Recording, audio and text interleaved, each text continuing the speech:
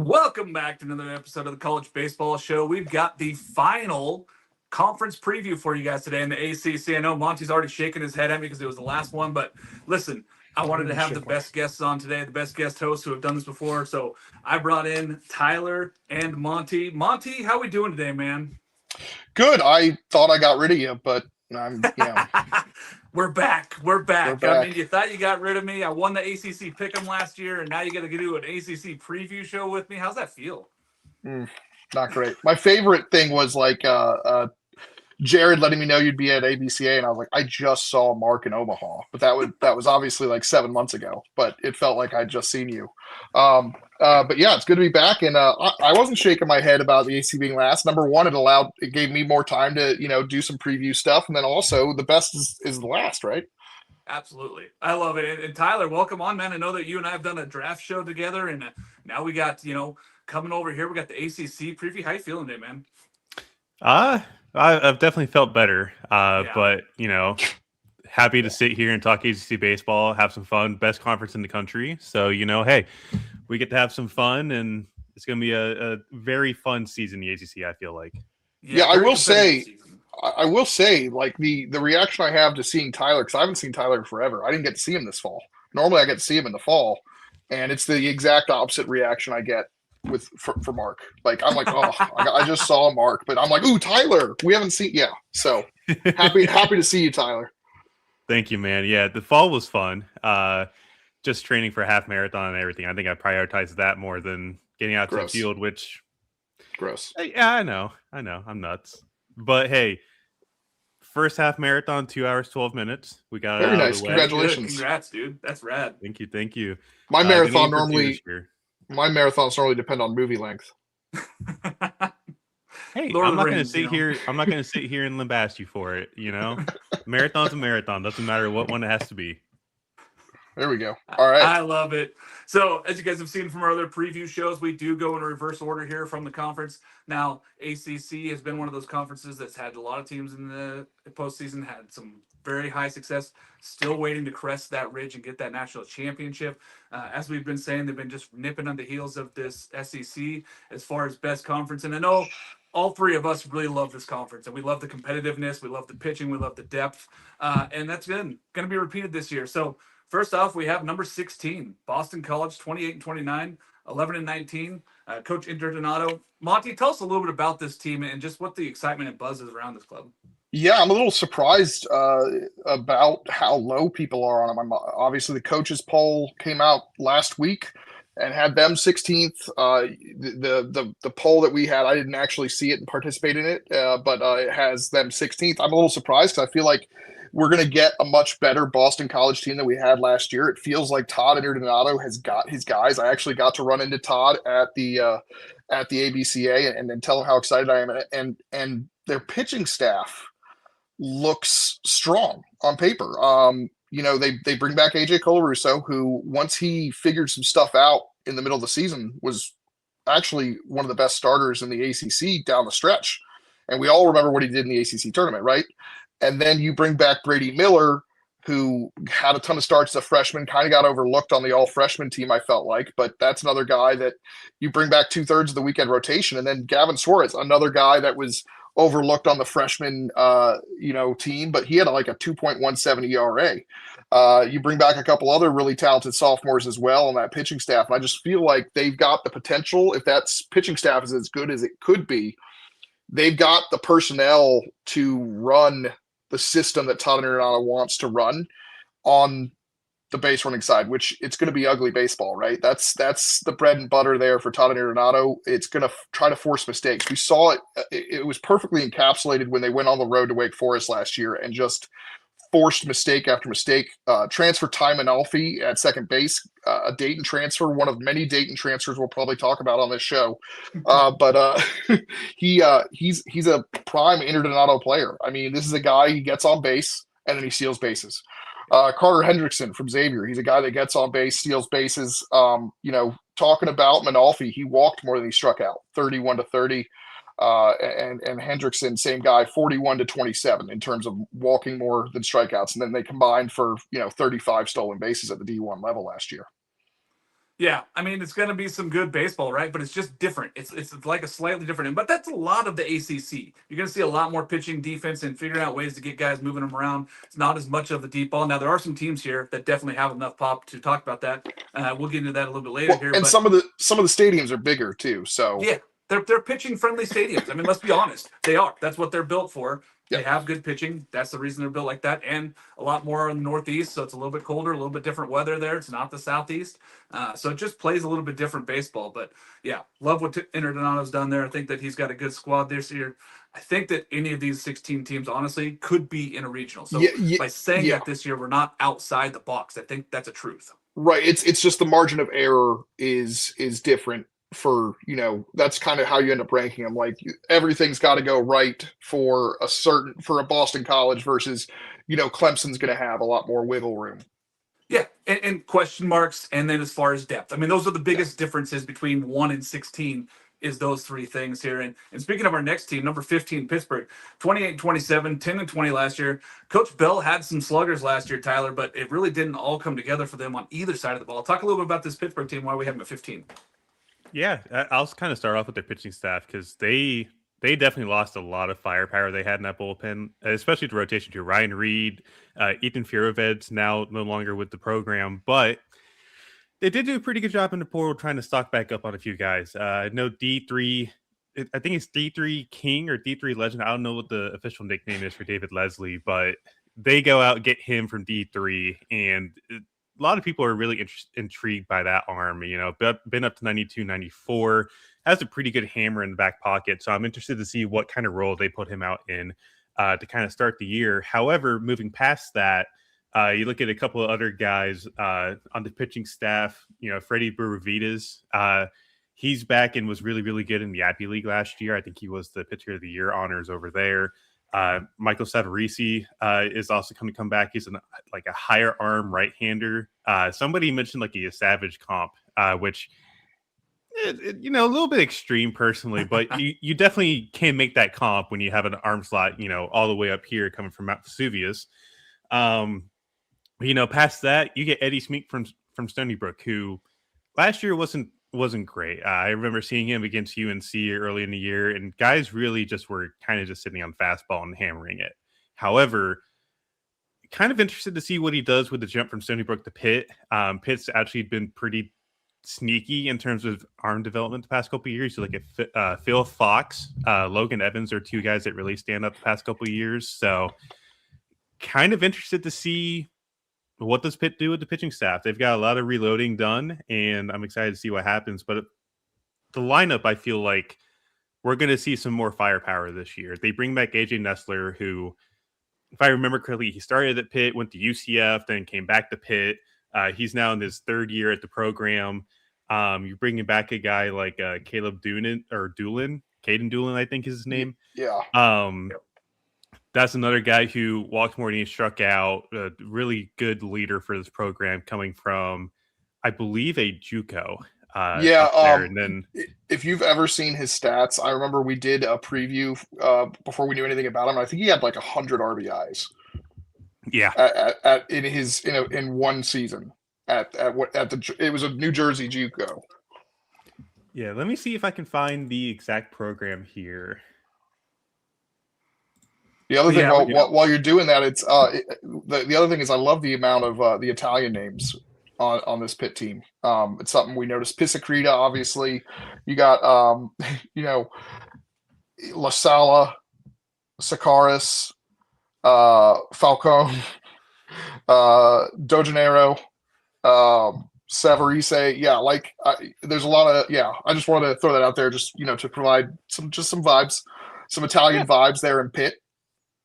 Well, you got to do that, otherwise the mafia is going to come after you. So it's there you go. You got to respect the Italians in this day and age. But I found the team. It was actually D3 Rowan College South Jersey Roadrunners. They won the 2024 D3 National Championship. He hit nearly 500 with 98 RBIs and an OPS over 1,300. What was the strikeouts? Good question. I don't have that on me right now. Okay, I think it was something insane where he almost had. I think he had like 10 strikeouts or something crazy. Yeah, very low strikeout rate. Good swing, no, very good swing and miss rate on out there. So, crazy there what they're bringing in. Pitt has added a lot, right, Tyler? I mean, this is a huge transfer team, and why we have them at 15 is just the question marks, correct? Yeah, a lot of question marks. The pitching staff has a lot to do this year, and there is another aspect to it as kind of just looking for a bit more depth out of your lineup as well. I will say one guy we haven't talked about that I feel like needs to be talked about, Mason Legenza, the true freshman coming out of Brockton, Pennsylvania, from the other side of the state.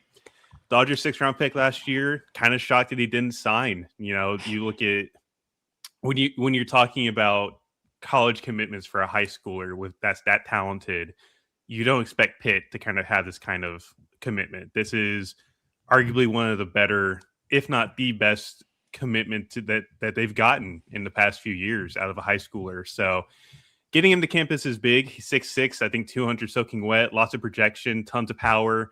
I'm really excited to see what he can do with Pitt this year. I think he's going to be a guy that battles for freshman of the year. I really do think that he's on that kind of level already. And I think just after this fall, everybody was raving about the power and the contact. So I'm really excited to see what he's able to do. And he's the guy that I believe has 3 years of eligibility. So if he stays at Pitt for all 3 years, might be one of the best players in program history. Yeah, and getting the opportunity to play right away is a big deal for these guys, right? So now he gets to go in, gets to play in his home state, gets an opportunity to play right away. Should have good opportunities there, and playing in a big power conference, like that's a big deal there. And whether he transfers or not, you're going to build your profile. And if you started off as a 6th-round pick and you perform, you're only going to jet up that draft board, as we've all seen this before. And maybe that's the thought he went. Do you want to spend 3 years in the minors and ride buses, or do you want to be at a big Power 4 program and be a big dude, like be a big fish in a small pond? I love it, man. I think that it's a big thing for them, and it's a huge sign for Pitt that they're able to get guys like that to campus and kind of just build this thing. And what Bill is doing there at Pitt, really excited. But we do have them at 15. Too many question marks, I think. That's why we have them down there. Stay with our next team, number 14, California, 24-31, 9-21. I know Monty and I joked last year about this Mike New team. As soon as they went to the East Coast, they were a different team. And when they played in the conference tournament, a different team. They kind of had that firepower. Well, that's going to start with Oliver De La Toya. Like, he's got to be really good, right? DeTore, he's got to be good for them on Friday nights. Ethan Foley was a guy that I saw live. I know Monty saw him live. The dude could really light it up on the mound. And then there was times you just didn't know what you were going to get from him. It was kind of really strange. Like, it was just off dates. The highs and lows were just so far separated last year from this guy. I think that he has the ability to have that consistency and take it into this year and be a big reason on Saturdays for this team. So pitching is going to be key for Cal this year. I love the two freshmen that they're bringing in the most for me is Cade Columbara and Otto Espinoza. Like, those guys are probably going to get opportunities right away. Whether it's in the weekend rotation, I don't think it's going to be there to start. They're going to get opportunities to pitch, though. They may pitch their way into the weekend, barring whatever happens throughout the season. But they're going to be really talented. Big arms there. They got guys that are throwing fast. They got guys that are throwing mid to upper 90s as freshmen. I really love what those guys are bringing in. And they got breaking balls. The thing is, both very green, both missed some time in high school also, so they haven't thrown a whole lot of innings. And now they're going to get the opportunity to do that right away here as they move right into the California bullpen there. Looking on the offensive side, though, it's something you got to like. I mean, yes, they lost a lot in the transfer portal, and we'll talk about some of those guys later here in the program. But Jacob French is a huge key major for them. The junior's got to be great this year. He's very calm, very collected. Coach New says, yeah, he's taken on that leadership role for these guys on the offensive side. He's got to be really good. Along with Cade Campbell, who played really good at third last year. He's making the move to shortstop, which is going to be interesting to see how he plays shortstop this year. Very athletic third baseman last year and really good defensively. Came alive in some games offensively. And then there was games where you just see him go out there and he wasn't quite that same guy. If he can be more consistent and provide you that experience there at shortstop, really excited to see what he does. And then Carl Schmidt being in the outfield, really like what he's doing out there. I know we all love Carl, just a different dude, odd dude, but he's really good at baseball. We love the way he plays the game. And then one guy I want to highlight that was really good in Northwoods League, Jordy Lopez, two-way guy. He's going to do a little bit of left-handed reliever, going to play a little bit of outfield, probably going to come in, steal some bags too. Really athletic young man, 5'10", lefty, gives it a lot. He played a lot of different roles last year for Cal. I kind of expect that same vibe from him this year when he comes back. But just a lot of pieces for Coach New this year. And, he's won a national championship with Miami as a player. He knows how to get back there. Very competitive dude. Really loves this team. I know Monty and I both talked to him a lot this offseason. Excited to see where Cal goes, but we have him at 14 again because they did lose a lot in the transfer portal. They brought in some guys. They're a young team, but they're highly talented, and I'm really excited to see. I think pitching is what's going to keep them in games this year. Yeah, I wanted to mention, you and I talked about it earlier this week. I like their rotation. I really do. And by the way, Austin Turkington listed on the roster. Just wanted to throw that out there. We have no idea what his status is. They won't comment on it, but he is listed on the roster, so he exists still. There was some concern that he just disappeared off the face of the planet last year, but I really like that rotation. But we talked about it for both them and Stanford. They're going to need to rely a lot on freshman arms if they're going to succeed. And those guys are going to have to step up big time because the lack of depth in the bullpen, of experience depth, because those freshmen may be very good and they might actually have a lot of depth. We just don't know yet, but they don't have a lot of established depth. It's going to be really interesting to see. But Cal's a team I'm pretty bullish on in terms of what they did, especially considering how much turnover they had on the offensive side. Yeah, and how much they lost to big power schools. I mean, it was crazy what they lost offensively, but they kept some of these guys, and I think that what News built is really exciting. I like the freshmen that he's brought in, so I'm very, very excited for that, especially on the arm side. Number 13, Notre Dame, 32-21 a season ago, 14-16. They were right on the cusp of making the tournament again, and they probably should have. I mean, I think that Monty and I had them in. Some people had them out. I thought that they were one of the last teams that should have been in. I thought that they played well down the stretch of the season. I think if they had gotten one more ACC win and were sitting at 15-15, they probably would have been in. And I think that was kind of the cut point there for them as far as making them be the team that was out from the 8 teams that did get in. Coach Stifler's got a team here, Monty. Talk about him. Yeah, 13. Come on. They're a tournament team for me. 100%. I've got them in. They should have been in last year. Context matters. They were 16-2 to finish the regular season, and that was not. Yeah, they that includes wins against Louisville. Remind me, Louisville? What did they do to your favorite team last year, Mark? Yeah, they did really good. They were one of the final 4 teams left in Omaha. They took 2 of 3 from Louisville at home, and they went down to Miami, where Miami's not an easy place to win on the road, right? As Georgia Tech, Duke, others found out last year, Notre Dame finished the year taking 2 of 3 at Mark Light. I'm pretty sure it's an emphatic 15-2 victory to do that. So they played a lot of freshmen last year, and it paid off big time. I think they would have been one of the most dangerous 3 seeds had they got in based on how hot they were, especially considering they have a true frontline ace, Jack Riddell, and then they had Rory Fox, who, as we know, got drafted pretty highly, and that would have been a pretty terrific 1-2 punch. Now, what's gonna need to happen with them is they're going to need to find that replacement for Rory Fox on Saturday, and I really hope they can find a way to maybe find a Kellen Klosterman or a DJ Hellwig or a Caden Crowell, who's a freshman who has weekend rotation upside. And if they can do that, I really like the thought of being able to hold Ty Uber back and Noah Rooney and have a 4-headed monster in the bullpen with Osheen Lee, Radek Burkholz, who is back after an injury. He's got starting and closing experience, and then Ty Uber, who's got starting and closing experience, and Noah Rooney, who's got starting and closing experience, and all guys have had experience in Power 4 success, and that could really be a pretty nasty bullpen. And then you've still got a ton of depth there because that freshman class is very good. Now, offensively, it starts and ends with Bino Waters, Drew Berklin, Minnesota transfer, and Mark Quitrani. I know they're going to miss Carson Tinney a little bit. Carson Tinney, what he did down the stretch was unbelievable, but Mark Quitrani is going to make them forget about Carson Tinney pretty quick. He is just a good hitter. And I'm excited. Parker Brustowich, it sounds like, has figured out he's 6'4" and can hit for a little bit of power. Chase Vandermeed, was launching. He's a two-way guy. He didn't hit last year, but he pitched. He's a submariner. His dad is the pitching coach at Michigan State, by the way. But he's going to get some chances at first base, and he was lighting up the exit velocity boards. Jace Lee, I think, is a big-time breakout candidate for me. And, they've got some freshmen. Jamie Z's apparently set to start, probably at second base. They've got a two-sport athlete in Brandon Logan, who Sean Stifler's very high on. I'm sure I'm forgetting somebody, but it's just very exciting. I've got them in. Here's the crucial thing. They open against Duke, very easy, a much easier start than they had last year. They had to open up against Wake Forest, but then they have to face, I believe it's Louisville, Florida State, Virginia, North Carolina State, Miami, and somebody else. I think there's six really tough ACC matchups. An 18-game stretch. If they can go 7-11 in that stretch, all they have to do against Duke, Pitt, Stanford, and Boston College is go 8-4, which is very doable, and that's a 15-15 ACC team. That should be enough to get them into the tournament, right?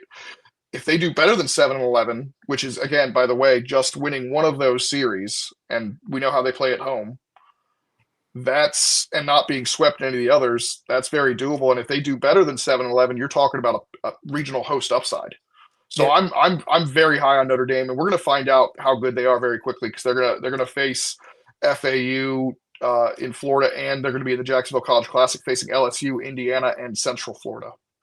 Yeah, and you're talking about winning some series at home, by the way, which is cold, a little bit different. Guys are going to come in there and not going to love that. Coming over from, UNC is going to be a little bit warmer than it is in South Bend, Indiana. So I'm excited for Notre Dame. My question marks still come on the offensive side. I think that they have some firepower there, but I just want to see a little bit more, I think, this year. More consistency. You hate Notre Dame. I know all the Notre Dame followers hate me because I just have things to say, and I try to stay positive here always. That I just have question marks every time, and then last year they came out, and I was champion for them, Monty. I was saying that they should have been in. They were a lot of fun. They were one of the hottest teams. They deserved to be in that tournament. I felt like they got left out. If that sophomore class makes that freshman to sophomore year jump, watch out. I mean, those guys are guys who were very productive as freshmen. And if they can make another jump, and especially Noah Coy, Jace Lee, Chase Vandermeed, some of the guys that didn't necessarily contribute as much as Bino Waters and Parker Brustowich, watch out. It could be very, very good offensively. Yeah, and I love Berkland coming in. That's a big bat for them. He's going to be good this year. They love him. If you've seen any of Stifler's interviews, he just raves about Berkland every chance he gets. So, they did a great job getting some veteran guys, because obviously they don't get undergrad transfers. Mark Quattroni's the first one they've had under Stifler in 4 years. And he came from the Ivy Leagues, which is why that happened, because he had the academic stuff. But yeah. I could keep talking about Notre Dame if you want. I've got them in. Number 12, Duke, 41-21 here. I know that myself and Monty are probably a little bit lower on this team, being as they had to replace just about everybody. They have 88% new hitters, so they only returned 11% of at-bats from last year, and almost all of those are from Tyler Albright, right? He's the only guy really coming back that has any plate experience for them, and he's going to be the everyday starter, the only one of the 9 that are returning for this team. But you do get another Dayton transfer, Michael DiMartini, who might have been probably the hottest person in the offseason to say, this guy's a 400 hitter who hit 14 home runs and can really produce at this level. Duke was very excited to get him. Yeah, Monty, you have another one. I see you wanted to say it. Go ahead. Well, you said another Dayton transfer. I just wanted to make sure you understood Aiden Zorn is also a Dayton transfer. They have 2 more on the pitching side, but I just wanted to make sure Aiden Zorn gets his flowers as well. He's on my list, and that's a guy. That's what this team did.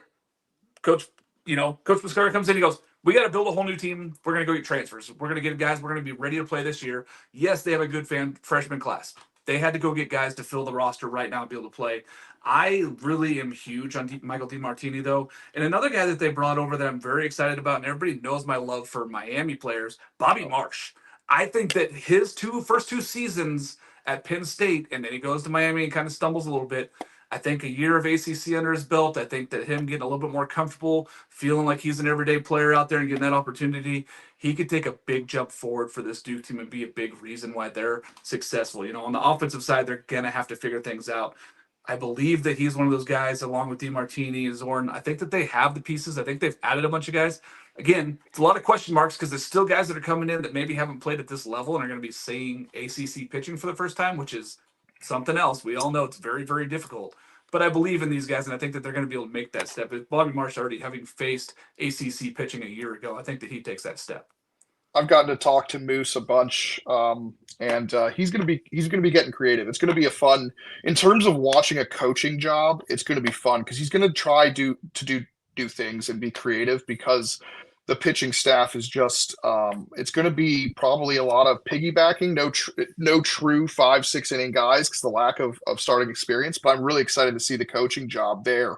It's just not a ton of depth on the pitching side lineup. I'm really excited about. Cider Cannon is somebody that you didn't get to mention. I just want to make sure all the A10 guys that are coming over are getting their flowers because there's about 12 to 15 Atlantic 10 guys that are making the jump in competition, and I just want to point out all of them because when I was doing an A10 preview, trying to figure out like who was going to be on their all comp, who's still there because they either all got drafted or graduated or they made the jump to the ACC or the SEC.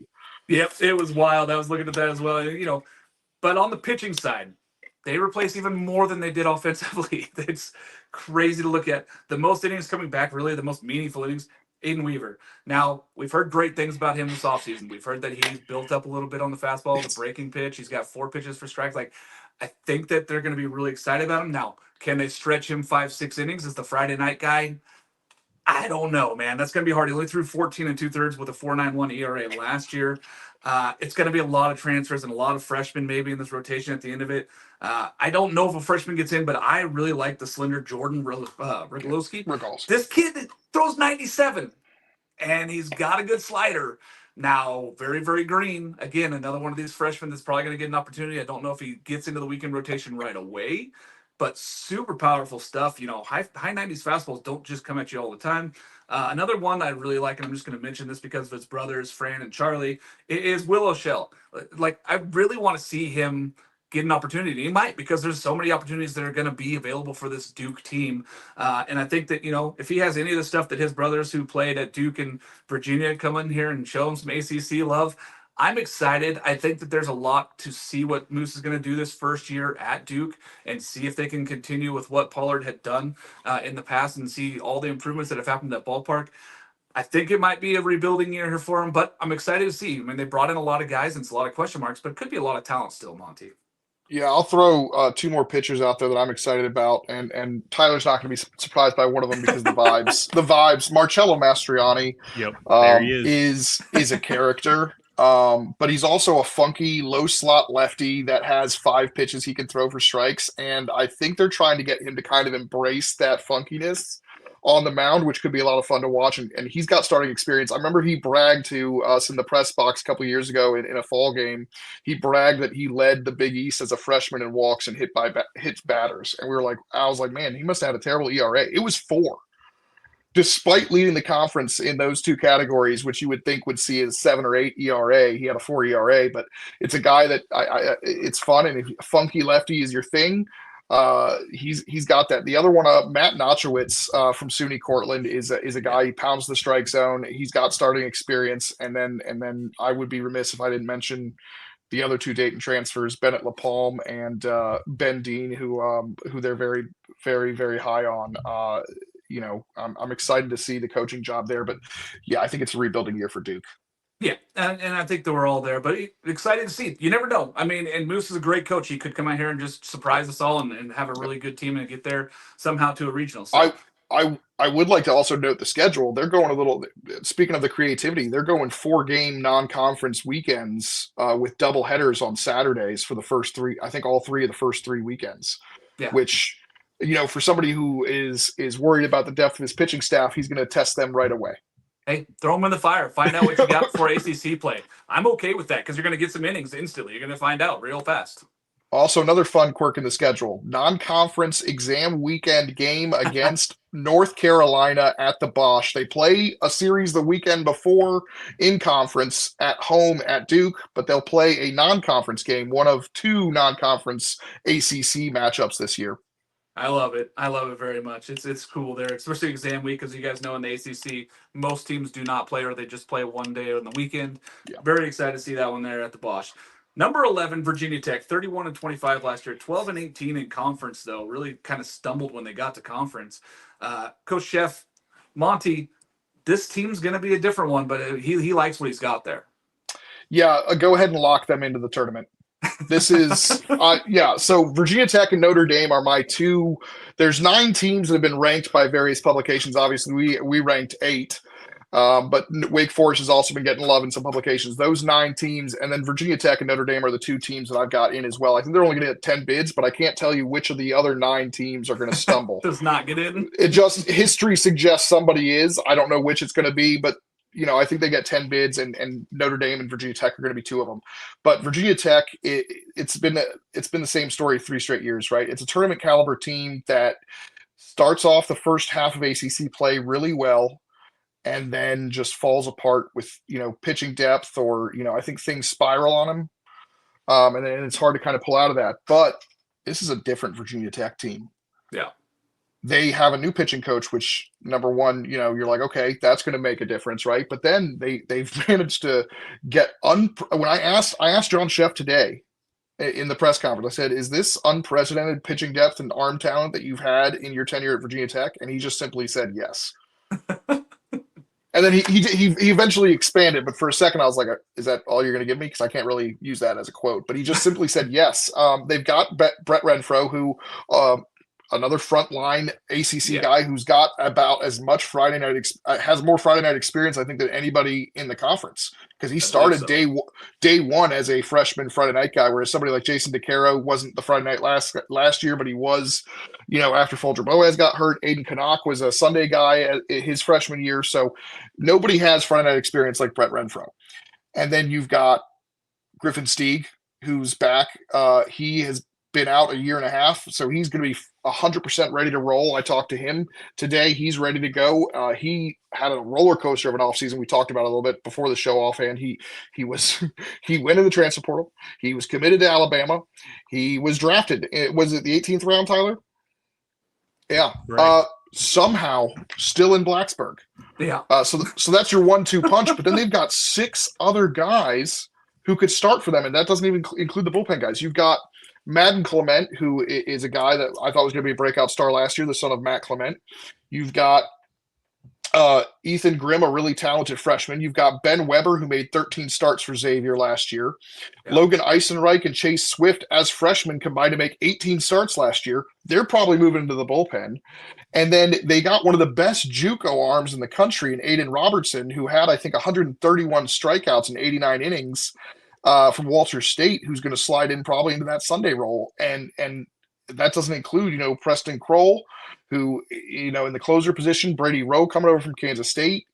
It's just a loaded pitching depth that we've never seen in Blacksburg before. And that's why I think they could be a regional host potentially if they get things right in the lineup, because they've got some firepower in the lineup. Henry Cook and Clay Grady are back. They're going to have bounce back years. They add in some A-10 names: Sam Gates from George Washington, Owen Petrich from St. Joe's. Sam Grube is a Mount St. Mary's transfer who had 40 walks and 25 strikeouts as a freshman. That's unreal plate vision.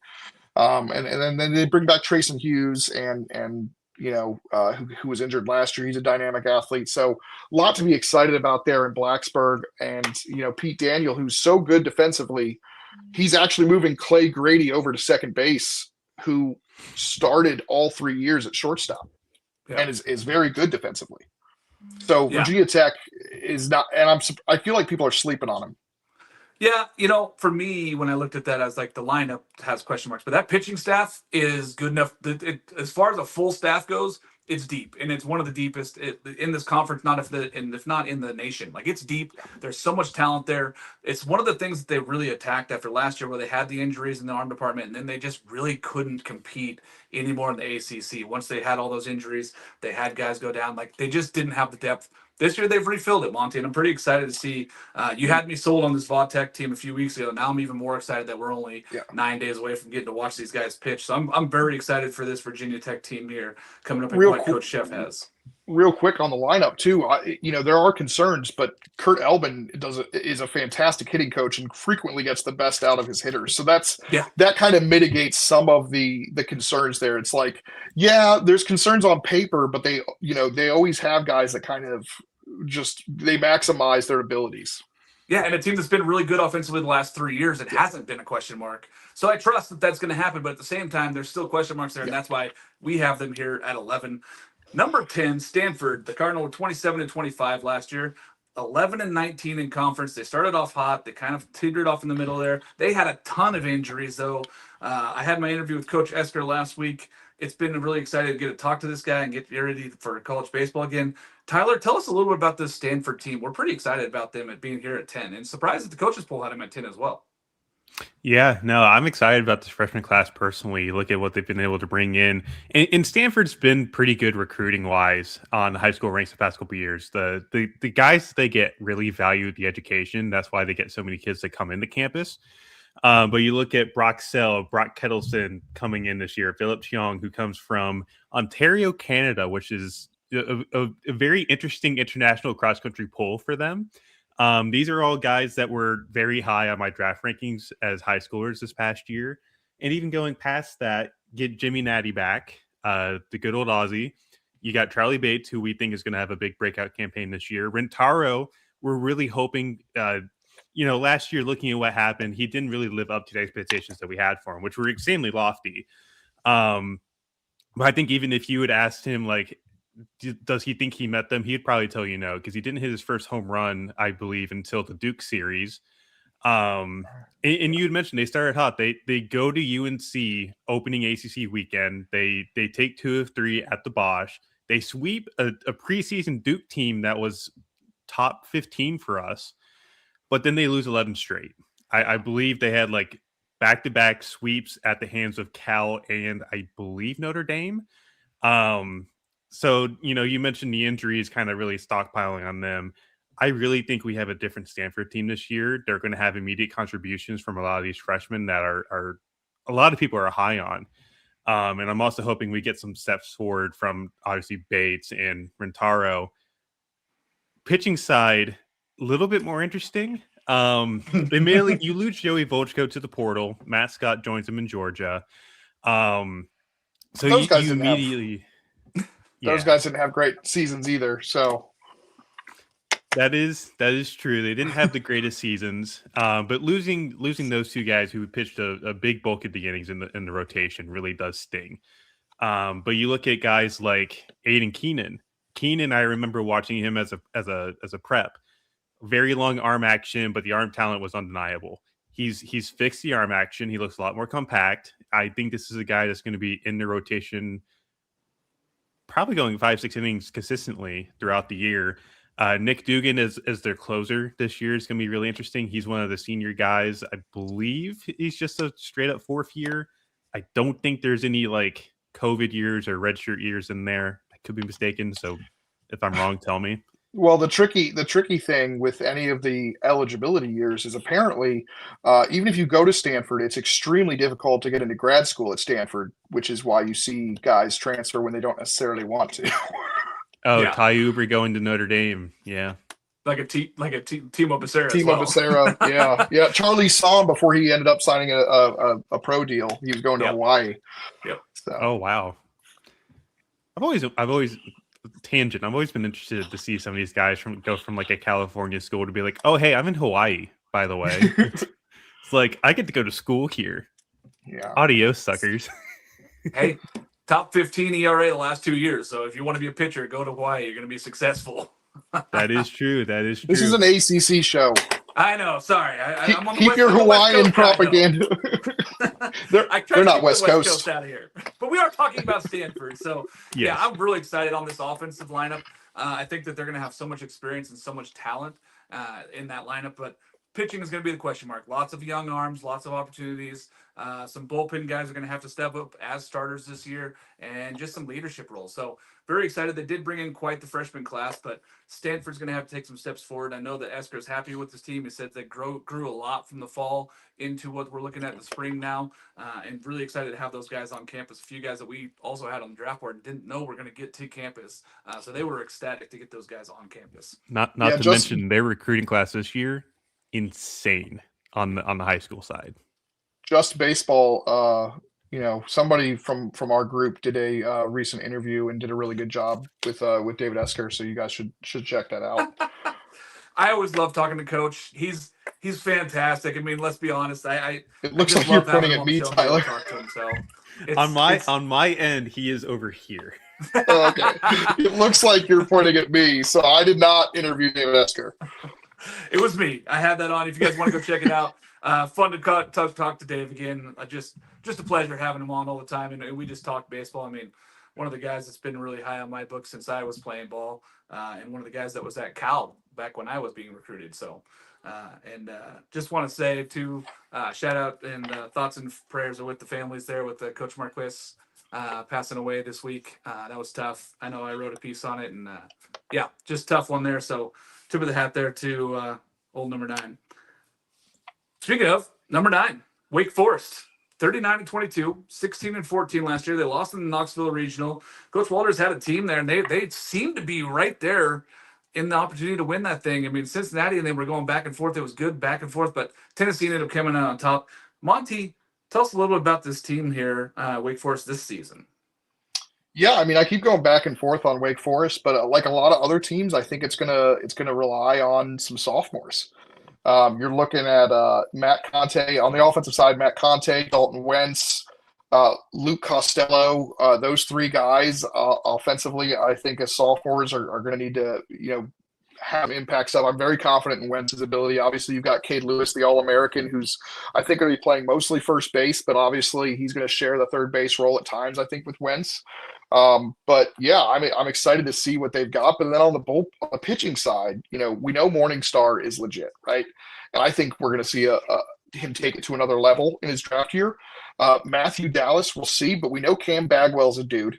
The only transfer they got on the pitching side, and then Chris Lavonis. The stuff I'm seeing and hearing in the preseason, and right now I think he's projected to be like the midweek guy. I don't think he's going to stay the midweek guy. I think he gets to Sunday or Saturday. Yeah, I think he's going to be just the stuff we're hearing and seeing out of preseason from him is unreal. But then you've got a bunch of sophomores behind, Bagwell and Lavonis are 2 of them. But then you've got, I think I'm working on a breakout sophomores article, and my bonus is just the Wake Forest bullpen, because it's Troy Dressler, it's Nate Wysong, it's Reese Bowie, it's Duncan Marston. You can even throw Luke Billings in there. Those 5 guys all have breakout potential, major breakout potential, and they're guys that got a lot of starting experience over the summer and pitched outstanding on the Cape. And yet there's not really a starting role for them in Winston-Salem right now. So that stuff could play up in the bullpen and really see them flourish there. And that doesn't even, they get Will Ray back, their closer. They get Luke Schmolke back, their best reliever from last year. And then you've got to expect Zach Johnston to have a better year than he did last year. Obviously 7.77 ERA, but you expect him to go back to form of the previous year where he was a dominant lefty. And, they bring in a talented freshman class as well. So you got to feel pretty good about Wake Forest. It's just, they're flying under the radar. Not a lot of people are talking about them. D1 did rank them. I think that's the only one I've seen that rank them. I think everybody else, we kind of have them in that 25 to 30 range. Yeah. But it just feels like they have the squad that could just go off and be very, very good. Yeah, I kept having them in between 24 and 27, and I put them in the poll, and then I took them out of the poll because I looked, I'm like, okay, offensively. But then I'm like, but pitching, it's so good. And they're so deep. Probably the second deepest pitching staff in the ACC behind UNC is my opinion on them looking at that. I mean, it's deep, it's good, it's talented. I just have the question mark still on offense. I need to rank the pitching depth here at some point because there's a like you say that, and then I'm like Virginia Tech, NC State. I think Georgia Tech's got a really deep one. Florida State's got a really So like oh man, that's a good exercise for me to do in the next couple of days, trying to figure out how to rank that because I think there's some argument to be there, and that could be a fun one to talk about. But yeah, they've got a very deep pitching staff. Yeah, lots of experience, which is nice coming back, and guys that are getting opportunities now, sophomores, and guys that could step into a role. So if somebody's stumbling, he's got guys to go to, which is a big difference in this conference, is being able to go out there and throw guys. If somebody's struggling, giving somebody else an opportunity or giving somebody a weekend off is a big deal, especially out of the bullpen when guys maybe get hit around a little bit and they don't want to go throw them out there. Give them a weekend off, throw them in the midweek, give them some opportunities to be successful, and then put them back into ACC play. So I like what Wake Forest has here at number 9. Now we're moving up to our top 8 teams, and these are all teams that we had ranked in our top 25 for the Just Baseball Media. And that thing has been just fantastic as far as these teams go. Number 8, Miami. Now, those of you who have watched me for the last 5 years know that I'm much higher on Miami than we have them here at number 8. I love this Miami club. 35-27. They were 15-14 in conference. They lost in the Louisville Super Regional. They were 1 game away from the Omaha. Coach Arteaga just got a squad here, Tyler, at least offensively, right? Yeah, the offense is really good, and I'm going to try and make Canes Cats Heat 305 happy here. The transfers they've got offensively are pretty good. Obviously, you get Alex Sosa from NC State. He goes home because he's from Vieira, which still kind of really weird. That's like a multiple-hour trip up I-95, but I live in North Carolina. What the hell am I going to do? But you get Brylan West coming in from FIU. You get Cian Copeland from Miami-Dade. He's a JUCO guy. And then Vance Sheehan, who I'm probably higher on him than most from USC Upstate, where, he kind of fits the mold of like Jake Ogden, where he's a very aggressive table setter, but has some legitimate pop to him. I think last year he had like 12 home runs, 25 stolen bases as well. So he's a pretty sneaky power speed threat for this ball club. And that's even forgetting like Daniel Cuvée. Cuvée, Forgetting him. I don't know how I can't forget, like the thing with Cuvée, I understand you look at the draft analyst stuff that I've done, and I've got him lower on the list on the College Top 100 that we put out a couple weeks ago than most outlets do. But there's a way of separating the college player and the draft prospect. And in terms of the college player, this is a kid that's put together back-to-back 15-plus home run seasons. Yes, strikeouts are an issue. They always are going to be with a player like him. However, he had one of the hottest second half last year. I think he hit something over 400 with like 15 plus doubles, 10 home runs. It was a ridiculous second half that he had. But I think he's going to be the big anchor at this lineup. And then you also got Michael Torres at center field, Max Galvin. The biggest thing I kind of like for this ball club is the pitching staff. They lose Griffin Hughes to Seattle. I think he was a top 5 pick. We loved him and the stash. They do retain AJ Siskar and Tate Arias, who were 2 freshmen that got really valuable innings for them. Siskar he got invited to USA this past spring. I think he pitched something like 67 innings last year. Arias had 45, or maybe somewhere around that number. You also get 2 transfers in Glidwell from Austin Peay, who had pretty good numbers for where he was pitching. Ryan Bilka comes in from Richmond, who's probably going to be your closer this year. There it is. A-10. So yeah, I'm actually pretty excited for this class. And Canes Cat over here as well is kind of mentioning the freshman class. There are some pretty good freshmen in this group. You got Dylan Dubovic, who he's an interesting cat. Lots of power, speed potential, but the hit tool has almost never really been there. You also look at guys like trying to remember his name. Eric Peralta from the Northeast was a guy that had some pretty intriguing stuff as a senior in high school. Sebastian Santos Olsen, Stony Brook kid. Saw him last year, and I was kind of looking at him like he might do pretty good once he gets a college weight room under his belt, and hoping that's what's going to happen with him. Then you also got guys like Alonso Alvarez, Mason Greenhouse coming from Nevada this past year, California.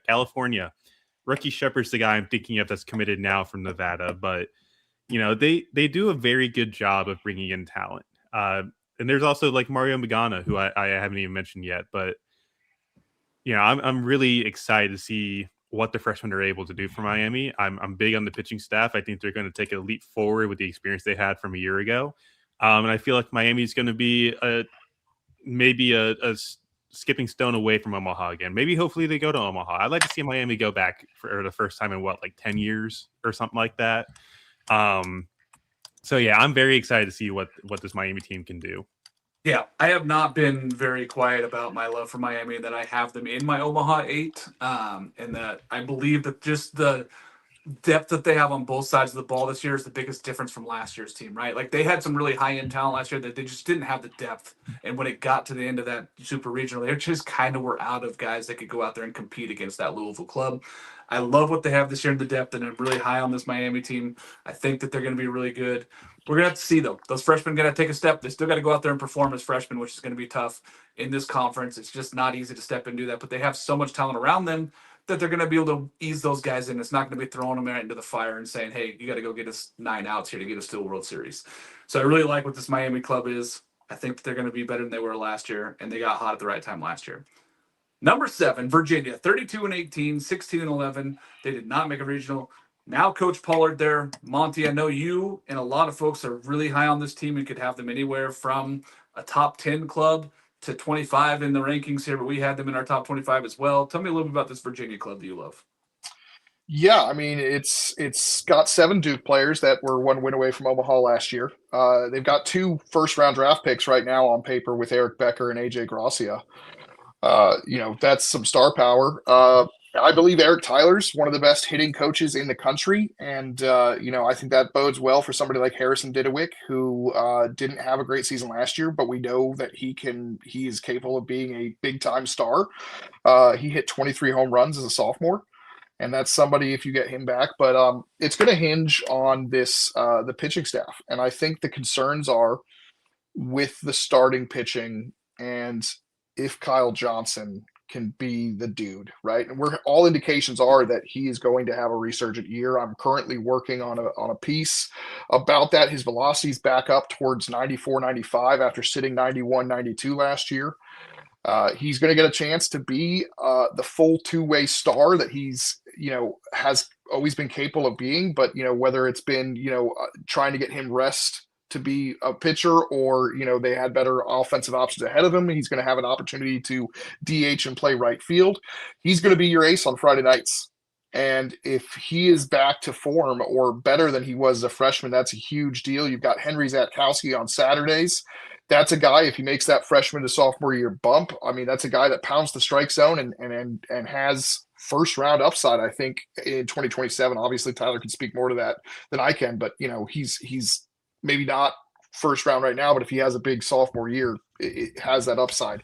And then Max Stammel, who went out on the Cape and had a great season, another guy that can make that jump. If those 3 solidify the weekend rotation, all of a sudden you've got Tyler Kappa, who, don't look at his numbers because he was a starting pitcher at Eastern Michigan, who, as their best pitcher, probably got left out there a lot more than maybe he should have. So those the base numbers don't look great, but the stuff numbers, the advanced metrics, elite. And this is a guy that has closing stuff. Like, he could be the best closer in the conference. And then you've got Lucas Hartman, who's already one of the best relievers in college baseball last year, a 2.7 ERA at Western Kentucky last year. This guy, if you're a vibes guy, this guy is a dude. He looks like a Sunday divorced dad softball player. He's a bulldog on the mound. He's got major pitchability. He is just a very good college pitcher. And he just is going to go out there. He's going to be that Charlie Bielenson, Reed Easterly role. They're not going to have to hide his cleats like they did for Chuck to keep him from pitching, but he's going to want to take the mound every day, and he's going to serve that role. Now, you're thinking, oh, who could be that third option?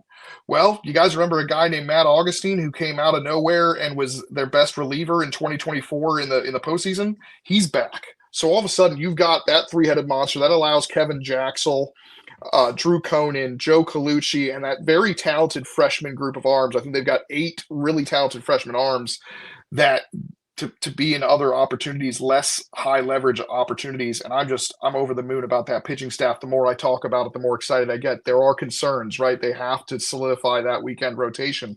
They don't have a lot of lefties, right? If they have those 3 lefties in the starting rotation, it leaves basically Dean Campshire and Brendan Cohen as your lone lefties in the bullpen. So that's not great, but I'm really excited. The lineup's going to be fine. Joe Tiroli's a guy at second base who could be an all ACC selection. Sam Harris is a dude. I mean, we love watching that guy hit. I don't know if he's capable of pulling the ball. He hits at 110 miles the other way every time I see him. And then Jake Weatherspoon, Gold Glove JUCO catcher who led the team in home runs in the fall. So they've got a lineup that's going to be very, very good. Behind Gracia and Becker and Didewick and Tiroli. And I have them in my Omaha 8 because I believe in the coaching staff. I know it's year 1, but there's a lot to love about this roster and the freshman class. I mean, There's a lot of freshmen position players that are elite guys that may not see a ton of playing time, but are going to lay the foundation for the future.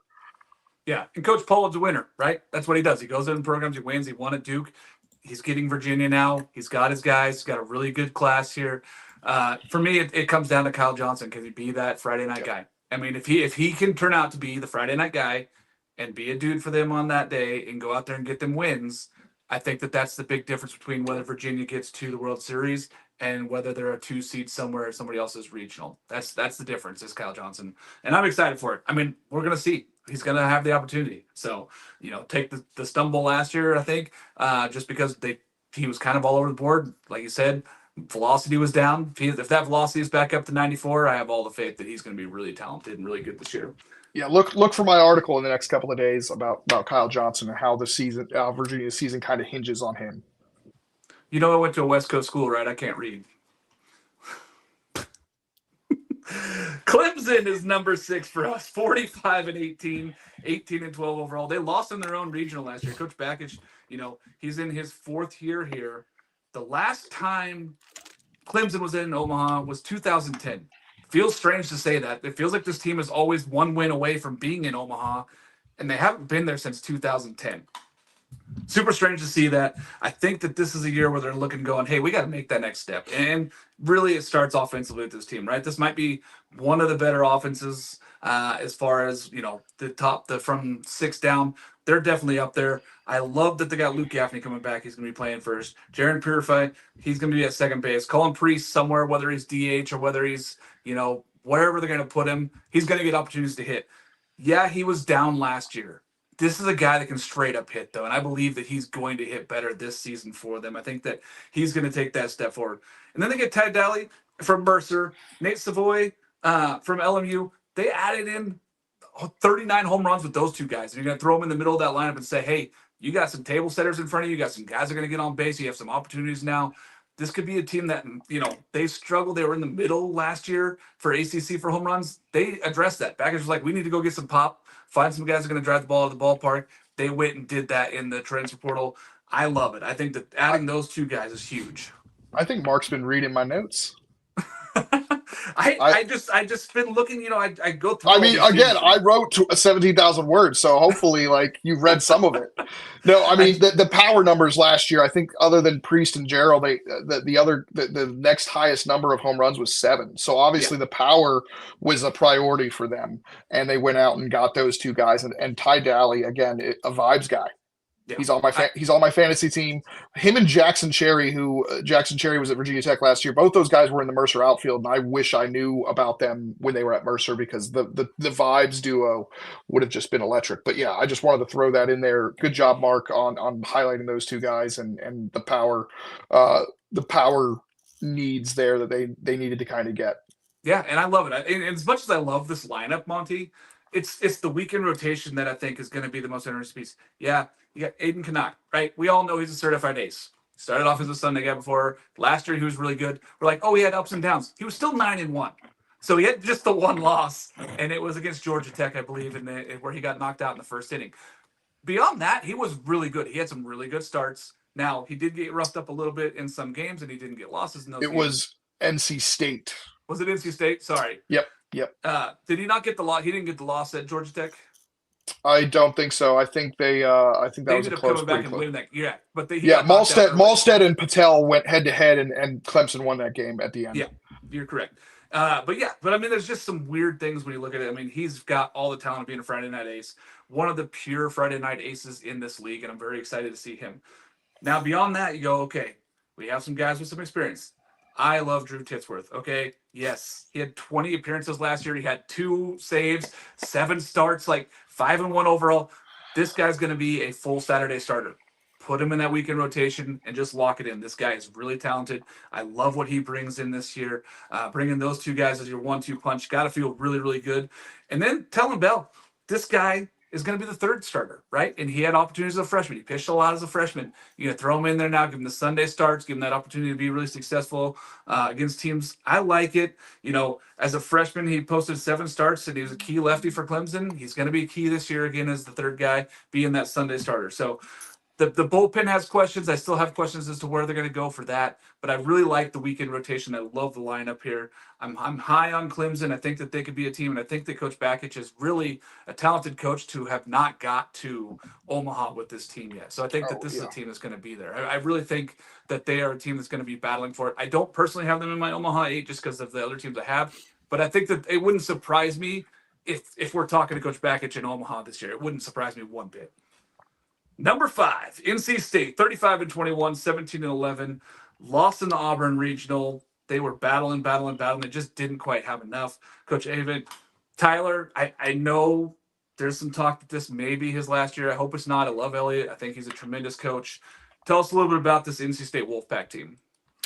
I had a feeling I was going to get thrown to the Wolves for this one, considering Wolves. Yeah. I gotta keep it fresh with some of this. I see the hat. I love it. You mentioned Elliott Avent. He's approaching 70, if not he is 70. I don't know how old he is. But there have been rumors that he would more than likely hang it up here in the next couple of years. I'm hoping this year isn't the last year. The biggest thing for them has been pitching the past couple of years. Like, pitching has been the MO in Raleigh. They return Heath Andrews, who kind of broke out last year, despite the fact that, the ERA is over 6. He was still a pretty integral guy for that rotation, getting quality innings for them. Ryan Marone this past year, the jump he made from a freshman to a sophomore was fantastic. The command cleaned up. He only walked like 19 and like 90 innings this past year.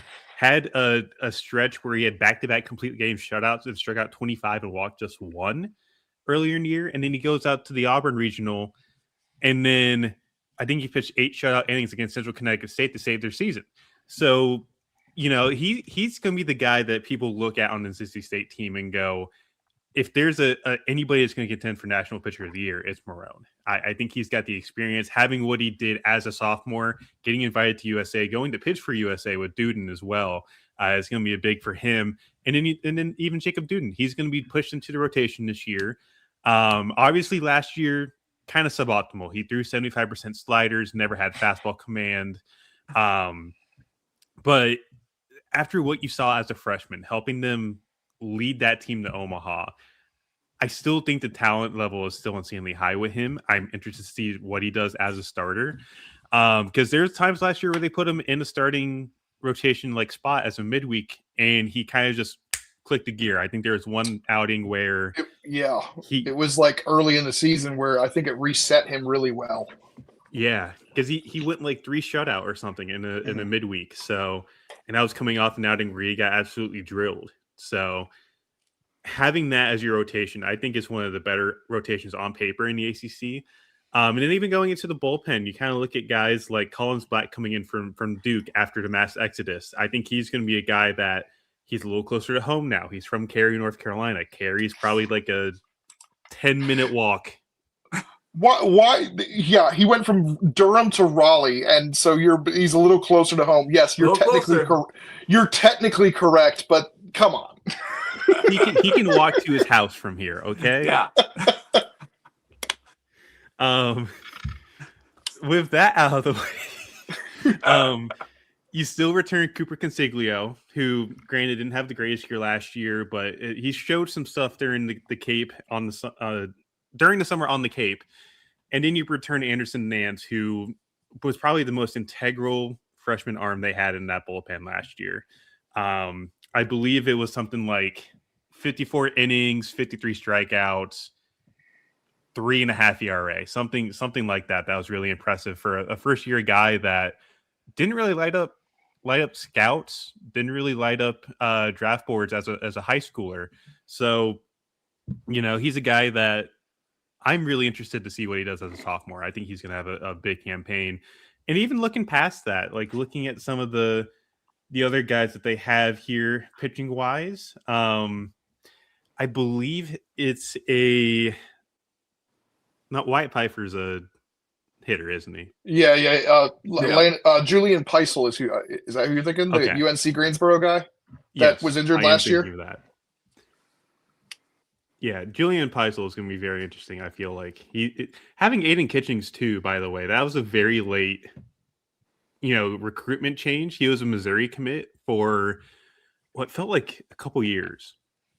Flips to NC State last minute going into the draft. Now he started the exhibition against UNC, I believe, in the fall, and he's just he's like what 6'5", 250. He's a legitimate hoss. It has the look of a guy who can really get a ton of innings very, very quickly for this NC State ball club. Moving offensively, I love me some head. Pause. Now it's got to be explicit. Fair enough. But no, Tyler Head, personally, he's one of my draft crushes. But as a college baseball player, you look at what he did as a freshman, had twice the amount of walks as strikeouts last year. He goes into center field and just looks like a senior with years of experience out there. It's a really legitimate glove out there. And I feel like if the power comes on this year, you're looking at a guy that can really be a fantastic top of the order bat for this lineup. You bring in Sherman Johnson, Dalton Bargo, Andrew Wiggins. So there is some power that you're bringing in too. Especially if you get Wiggins to hit the ball in the air. Chris McHugh, same thing. Get him to hit the ball in the air. These guys are going to rake if they are able to tap into this power. It might be one of the more potent lineups in the ACC this year if everything clicks. They bring back Braden Frosman as well, which he did pretty well coming out of, I believe, San Diego. Or am I thinking of someone else? I can't remember. I thought he was at JUCO. One of them came from JUCO. The other one came from San Diego. And I'm probably... Are you confusing with Hogue? No, not Hogue. No. I'm going to, if I can't figure out his name. Anyway, we're going to move past that little blunder. The guy I'm really high on in the infield, Mikey Ryan from LSU. This is a guy that we talked to him as a high schooler, very level-headed kid, goes to LSU, doesn't play for a year, and now goes to Raleigh. He's going to take the shortstop position going into the year. And I'm really excited to see what he can do. He is a very talented guy as a high schooler.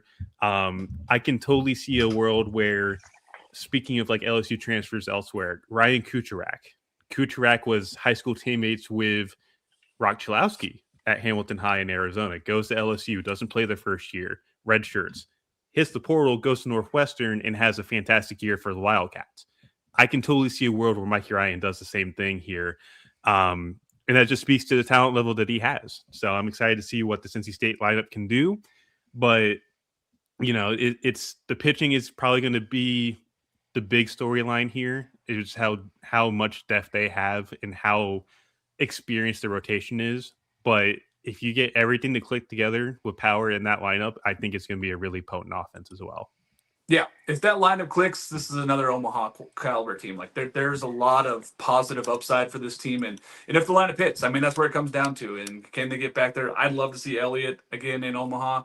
One of my favorites to talk to down there, and I'm just excited to see this season for the Wolfpack. I think that they're right there on the cusp, and they could be that caliber team. The pitching depth is just another one of those things that kind of sets them apart, especially when you start talking about postseason. You're talking about regionals and getting in through a regional and getting to a super regional and having that much pitching. It makes a big difference. Number 4, Louisville, 42-24, 15-15. They lost in Omaha, tied for third. Coach Dan McDonald, one of our favorites. I mean, we got an interview coming up with him. I sat down and talked with him this offseason. That interview should be coming out this week sometime. Terrific coach. We love him. I think that he's got super high upside in the offense here, Monty. I mean, I'll let you talk about whatever you want, but the offense jumps off the board for me. Oh, yeah. I mean, they probably got one of the best outfields in the country, right? But it starts with I love what they've got in terms of what they want to do, right? They want to run the bases. You've got a core of 3 guys, right? 3 guys, Alex Alicea, who's probably one of the more underrated shortstops in the country. You've got Zion Rose and Lucas Moore. Everybody knows about those guys. But, I mean, those guys are going to rake. They're going to hit for extra bases, but they're also going to steal a ton. I mean, you're looking at, let me see, 65, 121 stolen bases between the 3 of them. Yeah. And then you've got Tage Davis. You've got Ben Slanker, who had 21 home runs. He's coming over from Ohio. And you've got Jimmy Nugent, who hit a lot of home runs at the JUCO level. Those are going to be your power bats behind them now. I think it's a better offense than it was last year. It sounds like 2 freshmen might have a chance to play a ton. Cade Elam might be the guy at second base. They love having their future shortstop starting at second. I think he's draft eligible in 2027. Caden Schoenly apparently is like a clone of Tage Davis, so might be the guy for the DH. And then on the bench, they've got guys like AJ Martin, who's an experienced guy from Charleston Southern who has 26 extra base hits and hit over 300. You got Jax Heisel, who's another big time JUCO bat, and then you've got some talented sophomores from last year's squad that provide some depth there. So the pitching also looks deeper, but I'll let somebody else chime in on that. Yeah, I'll let Tyler talk on that, and I'll just say, Tage Davis, 2-way player this year. Just saying. He's throwing mid-90s out there. Don't know where they're going to use him yet. Coach doesn't know where he's going to use him either, but he is a 2-way player this year. Yep. Tyler, I'll let you talk it's funny. It's the reverse of what Georgia Tech's doing with Hernandez. Like Hernandez is not going to pitch really unless something goes terribly wrong, and then Tage Davis is going to get more chances to pitch, even though he's offensively very important. Yeah, superstar on the offense.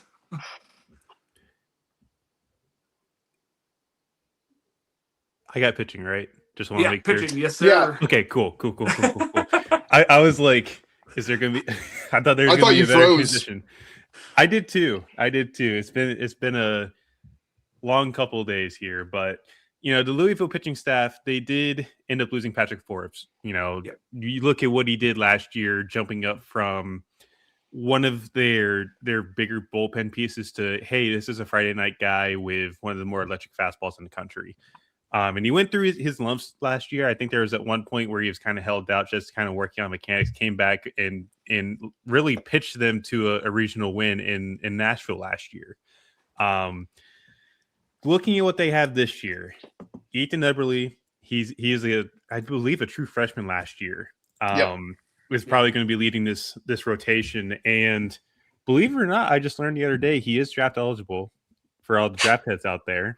You're welcome. Drives me nuts not knowing some of these, like whether they're draft eligible or not. But thank you. I'll add that note to my notes. You're welcome. But yeah, he's very interesting. A very projectable left-hander with good pitchability, good stuff. He pitched 60, 62, 63 innings last year. And it was quite serviceable between the rotation and the bullpen.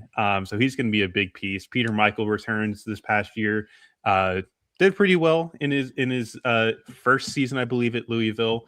Not having Parker Detmers is going to kind of sting a little bit. I think he had surgery over the offseason to fix something because he went out early last year. But go get Jacob Bean from Kent State, and he's the guy I'm really high on personally, where he pitched it was like a 4.5 ERA or 4.25 ERA across 15 starts. It was first full-time season starting.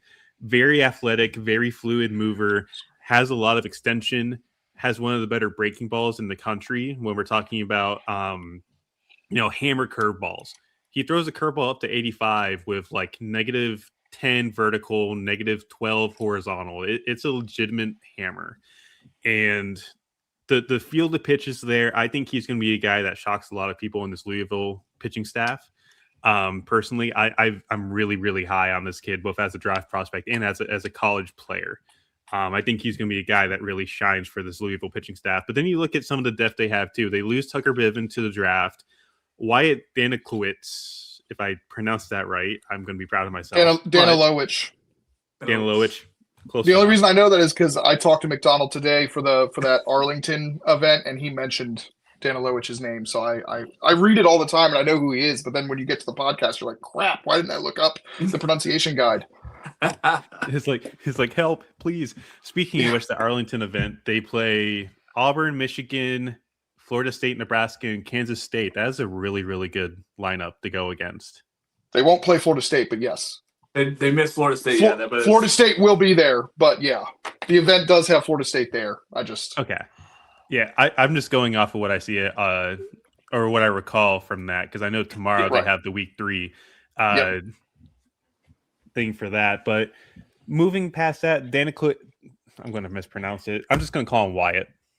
There you go. Does that work? Yeah. But he's a guy that, command issues have been there. He walked like 25 guys in roughly the same amount of innings last year, but he's a strikeout machine. He had over 50 Ks in a pretty limited sample size. I think he's a guy that's going to be one of the best closers in the ACC this year, just based off like what he's been able to do. And they have also still got like TJ Slattinger, which probably mispronounced that too. Louisville, why do you have so many complex last names that I'm going to struggle with? But he returns.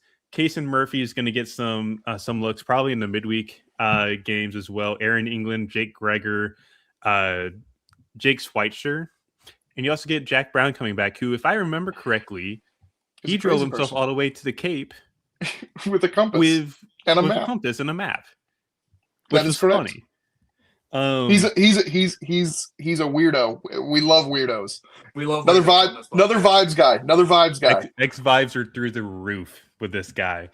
But yeah, I'm really excited to see what this Louisville staff can do this year. I think, like I had mentioned, Jake Bean, I can totally see this guy being a legitimate dark horse for ACC Pitcher of the Year if everything clicks. Having Ethan Eberle at the top of your lineup, having the Omaha experience that they had last year, is going to be vital for them. And at the end of the day, could Jake Bean be a day one prospect? Could Ethan Eberle really show himself and pitch him his way into legitimate draft stock? I think so. But again, we're going to separate the draft prospect from the college players. And let me tell you, this is a really, really good college team. Super good. I mean, they're terrific.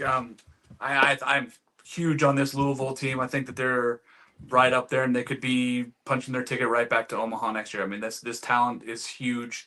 I'm big on Tank Davis. I think that he's just a phenomenal talent. The fact that he's going to be a two-way guy this year, I'm interested to see. But he's a guy that could hit 25 home runs, and it wouldn't bat an eye for me. I would just be like, yep, that seems normal. Lucas Moore could go out there and steal 60 bases and still have second half of the season to go. Like, that's how talented this squad is. Not just steal 60 bases in 60 tries. Like, yeah, 60. Like, he was 54 for 56 before he got to Omaha. Well, he's 53 for 54 on the year. When I interviewed him in the fall, he remembered exactly what went wrong, and he was like, "Yeah, I had a bad break, and I probably should have still stolen it, but he's like, I'm really mad about it." It's so crazy. It's so good. Ooh, before we transition, I forgot one more arm. Brandon Shannon, true freshman. Yeah. I completely forgot about him. We had him ranked pretty highly on our draft rankings as a high schooler. He goes to campus. He's been up to 97. Really, really good hammer. I would not be at all shocked if he gets very meaningful innings for this Louisville club this year. Love it. Lots of talent there. Can't wait to watch him this year. More A10. What? I said more A10. More A10. Number 3, UNC. 46-15, lost in the Chapel Hill Super Regional to Arizona last year. Coach Forbes, it kind of surprised me, and not going to say that, but we got another one. We got an interview coming with him as well very soon. I'll speak a little bit on the offense, but I'm going to turn it over to these two guys here a little bit more also. So I will I'll let Monty talk on their pitching because I know he's very excited about this pitching staff. But on the offensive side, I want to talk about two guys that they brought in to play the left side of the infield, Cooper Nicholson and Jake Schaffner. Two names you need to learn right now. Really, really, really good. Cooper Nicholson is a 20 home run guy sitting there at third base. He's a super athlete. Very excited to see that. Jake Schaffner from NDSU, super talented. One of the highest guys that was out there, and people were trying to go get him in the transfer portal. The left side of this infield is very exciting. So don't be thinking, oh, they got to replace so many pieces on this offense that it's going to be interesting to see. Don't worry, guys. They got it. Gavin Gallagher, he's back. McCole Winslow is going to be behind the dish for them. He's Macon. I'm struggling with that one. That's no, you're fine. I was just like, I thought you just were being funny with like Bacon. Yeah, yes. Behind the dish, huge gift for them. Like transfers from Duke, going to be starting behind the dish for them. Huge replacement there for them. I love Owen Hull in the outfield here. I just think there's A10. Yeah, another A10 guy. And then Carter French, another outfielder that's already been there, proven that he can be a talented guy. Future doctor. The offense is there. I'm not worried. People are like, oh, the offense isn't there with the pitching staff, because we know the pitching staff is ridiculously prolific. And I say it's the deepest staff maybe in the country. You know, it's right up there with the Coastal Carolinas and Oregon States this year for the deepest pitching staff in the country. And Monty, I'll let you talk about this team, but I think it's the deepest, at least in the ACC. Real quick to talk about the offense, I was blown away by what I saw in the fall. I was just in Chapel Hill. Was it yesterday? There's a lot. I've been to a lot of press conferences since I was in Chapel Hill yesterday, so it feels weird. But I talked to Jake Schaffner about that Midwest connection because Nicholson was at Des Moines Community College. Obviously, Schaffner's I think a Wisconsin kid who was at North Dakota State. They're all excited about the fact that when they travel, it's not going to be an 8-hour ride to Creighton for a midweek. Not that North Carolina travels a ton for midweek, but I'm the offense. I was blown away. I think, to me, I have them in my Omaha 8. I think they are the second best team. Honestly, I have them 1A with Georgia Tech in terms of being up there. I have zero concerns about them, and we do have. Forbes did disclose who his 1 through 7 would be if the season started today in terms of the order, and I was actually very pleased because I nailed 1 through 6. It would be Schaffner at shortstop leading off. It would be Gallagher batting second and playing second, and then Owen Hall batting third and playing center. Fourth would be Macon Winslow catching and batting fourth. Batting fifth would be Eric Paulson, who was a defensive player of the year in the CAA last year at first base. Batting sixth, Cooper Nicholson, who you just said, 20 home run guy, batting sixth. And then seventh, a true freshman, Tyler Howe, apparently has broken in and impressed everyone and is currently the favorite to start in right field. And then beyond that, you've got guys, but you're going to have some depth. I mean, the backup catcher has 18 home runs at the D1 level. Yeah, and in Colin Heineck. And then I'll get to talking about the pitching, but I was blown away by the offense. I think it's going to be better than the offense was last year, even though they're essentially replacing 8 starters. I'm counting them replacing Carter French because I have him moving back towards the bench. But talking about this pitching staff, it's going to be DeCaro. It's going to be Folger Boaz. It's going to be Ryan Lynch. That's going to be year 3. Caden Glauber, apparently the freshman arm, is a candidate to start as well. So I'd probably see him more in the midweek role. But you've got Walker McDuffie, you got Matty Mathias back, an All-American reliever, Cameron Seagraves, Olin Johnson. You got Chewy from the Ivy League, who is now a year removed from the injury. He's going to be a left-handed option out of the bullpen.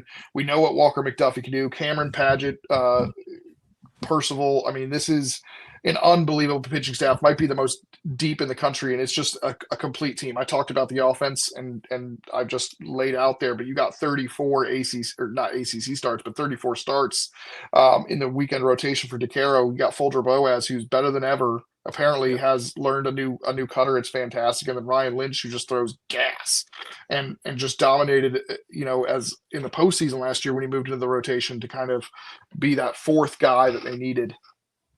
Yeah, you have 3 guys that could really be Friday night starters, and it wouldn't surprise me. That's how talented this weekend rotation is, especially top heavy, and just so much bullpen experience, right? Olin Johnson and McDuffie both got huge opportunities last year that they probably wouldn't have had everybody been healthy. So they got all those opportunities to pitch a ton. Now they have all that experience that they're going to just throw in the bullpen and say, hey, we got all these guys that have thrown a ton of meaningful innings now. Well, it was crazy to me because I thought last year we were projecting all these guys to pitch in the back end, and then all of a sudden these 2 freshmen were getting major innings. And then obviously when Mathias went down midseason, those were the 2 main relief options. Which obviously is going to pay dividends this year when you get Matthias back, but it's really exciting to see this pitching staff. But don't sleep on that offense. I mean, it is unbelievably good, and I think it's more balanced and deeper. Last year, I think they depended on the home run ball too much. This year, they're going to be dangerous and aggressive on the base paths. They're going to be gap to gap. They're going to be home run heavy. They go right, left, pretty much consistently 1 through 7 with what he's described. I was blown away by how good the offense is. I thought the scouting department did a fantastic job identifying the right guys to come in. It's UNC to me has the least amount of question marks of any team in the conference.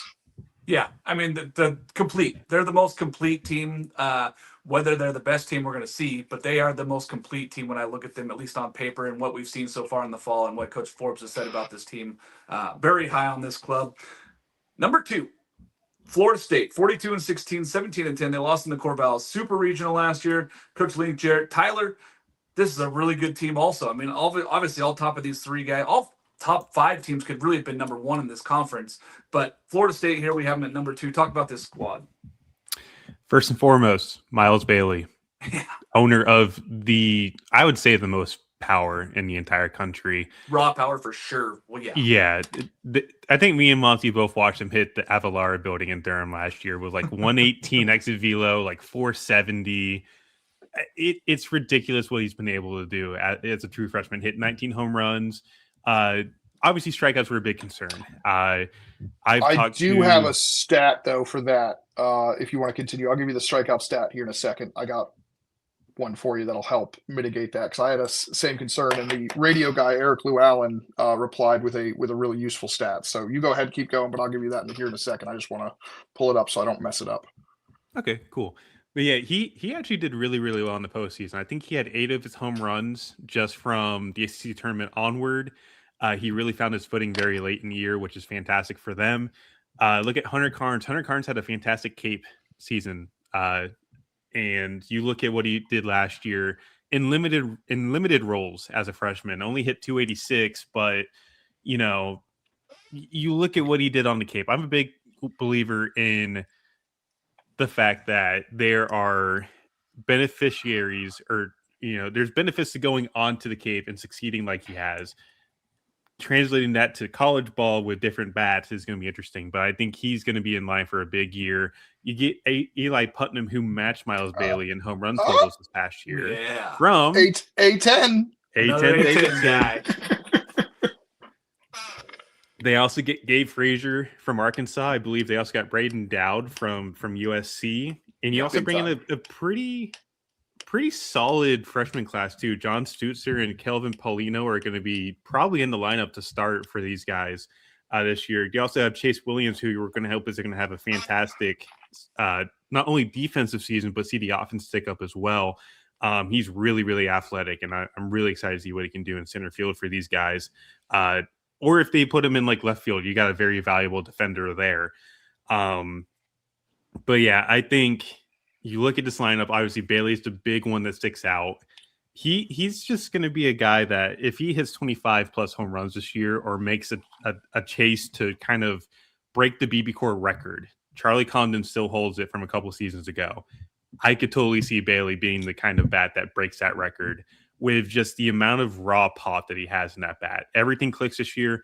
I think he's good to go. And he was one of the best bats to end the year last year. Monty, you've got that stat. Let's go ahead and hear it. Absolutely. Credit to Eric Llewellyn, the voice of Florida State radio baseball for the Seminoles. He responded to my tweet. He said, Miles improved his K numbers mid-season. He had 50 through the first 32 games, which is not great. But then he only had 26 in his last 24. So he cut that almost in half, and then even had a 6-game streak with 0 Ks at the end of May. So, because I didn't remember him being, when he was hot, I was like, I don't remember him striking out a ton, but he did at the beginning of the year. He's already cut that down. So if he continues to improve that, the strikeout thing is not as a big a concern as the overall numbers maybe indicate, because he was trending down as he got acclimated to the college game. Yeah, I'm excited for this kid. I think that he has a huge ceiling. I think that he's a 30 home run guy. like you said, Tyler, he could break the BB Core record, and I wouldn't surprise it. I said that he's going to lead the league in home runs this year. I'm huge on Miles Bailey, and we'll talk more about that when we get to Player of the Year pick. But you know what? Talk about the pitching staff here. I know it's Trey Beard, and we got other guys in there, but it's an interesting staff there, Monty. Interesting. It's they went out. They had their rotation was great. Their rotation was great, right? Like last year, like Vellini, Arnold was great. But they went out. They replaced Arnold with an ace in Trey Beard. Yeah. They've got Wes Mendez back, who I think he was better than his numbers indicate, especially towards the end of the year. And then they've got probably Bryson Moore. They've got Peyton Manka, who's a big time breakout candidate. But they had some injuries in the bullpen and didn't have much depth in the bullpen, right? That's what hurt them. The bullpen was a priority, and boy, did they reload. Let's take a look here. They went out and they're bringing back John Abraham, who's your really solid swingman, who can start if he needs to. But you go out, you get Cole Stokes from Oregon, 3.10 ERA for Oregon. That's a regional team, super regional team, possibly. I couldn't remember what regional those West last Coast. Year. Regional, yeah, okay, but super he's regional. 6'8" and throws 99 miles an hour. Yeah. Brody Purcell, another West Coast guy, USC regional pitcher, big time closer. How about a 2.11 ERA in 42.2 innings? So there's two power four guys in the back end, but that's not enough. Let's go out and get Gabe Nard. Your guy. Get hard for Gabe Nard because he's a Florida State. He's a Florida State Seminole. He's a Florida State Seminole. He graduated from Duke in December. He had a little bit of a down year. I think a couple of poor outings kind of blew that ERA up, but we know what he's capable of. He's found big time success at Florida State or at Duke. In that's a three-headed monster there. You get Chris Nyer back. You've got a high upside guy in Kate O'Leary. You've got Ben Barrett, who is hopefully finally healthy. And then you've got, some other arms, in terms of the JUCO arms there that, and some freshmen who might be able to provide some high upside stuff there. But it's some really exciting, intriguing back end bullpen arms that I'm really excited about. I think they went and addressed a weakness, and I think the pitching is going to be stronger. The lineup maybe not as explosive. Obviously, Miles Bailey. I will say Link Jarrett addressed the health situation with the catchers. It looks like they're back and trending towards being okay to go opening day. For a while, apparently, Caden Framolt was their of their four catchers. He was the only healthy one, so they were really relying on their managerial bullpen catchers to really help get this pitching staff ready, but those guys are back. I know Hunter Carnes, like Tyler mentioned, dominated on the Cape, and I'm really excited to see him draft play. eligible. Absolutely, yep. Cal Fisher's a guy who I think's got more power than his home runs indicate, but just like they did last year, it's just funny. Florida State is going to have to rotate those kind of supporting cast into main roles, right? In 2024, it was Cam Smith, it was Marco Dingus, it was James Farrer, it was Jamie Farrer, it was James Tibbs. Last year, the guys that were, the supporting, the bottom of the order, those guys stepped up. Max Williams, Drew Farreau, Alex Lodis. And now this year, it's going to be the next group that was supporting them. Cal Fisher, Miles Bailey, Hunter Carnes, it's Chase Williams. It's going to be really fun to watch and see if they're able to do that and take that next step and continue this developmental train of, supporting actors into the star actors. Yeah, and then you go out and you add Eli Putnam and you add Braden Dowd. You're like, okay, well, we just got two proven bats that can go give us 300 averages and double-digit home runs and extra base. 25 extra base hits is not out of the question for you. And Link Jarrett loves having three center fielders out there. I think he even mentioned it today in the press conference for Arlington. He loves and Chase Williams, Braden Dowd, and whether it's John Stutzer or Brody DeLamelier, you've got guys that are really good defensively. Yeah, and Lemelier, he got plenty of at-bats last year, so just another experienced guy that could go out there and give you that ability to play three outfielders that are very, very talented, really good. I love it. The question marks are on the pitching side as far as the starting pitching goes, as far as the depth goes in starting pitching, but I think overall just that bullpen is just ridiculous. They upped that. It really helps their game moving forward. All right, last team here, number 1, Georgia Tech. I know we've been talking for a long time. We're already at an hour and a half here. Obviously, it was going to be our longest preview because all three of us love talking. So we're going to keep going on this one. Georgia Tech, I just have too much info. That's the problem I have. I just have too much stuff to share. 41-19, 19-11 overall. They lost in the Oxford Regional. New coach, new face, same face. He's been there. We love Coach Ramsey. Huge for them. Monty, talk about this hitting because it's, I said that Florida State might have the best lineup in the country, but it really honestly could be Georgia Tech also.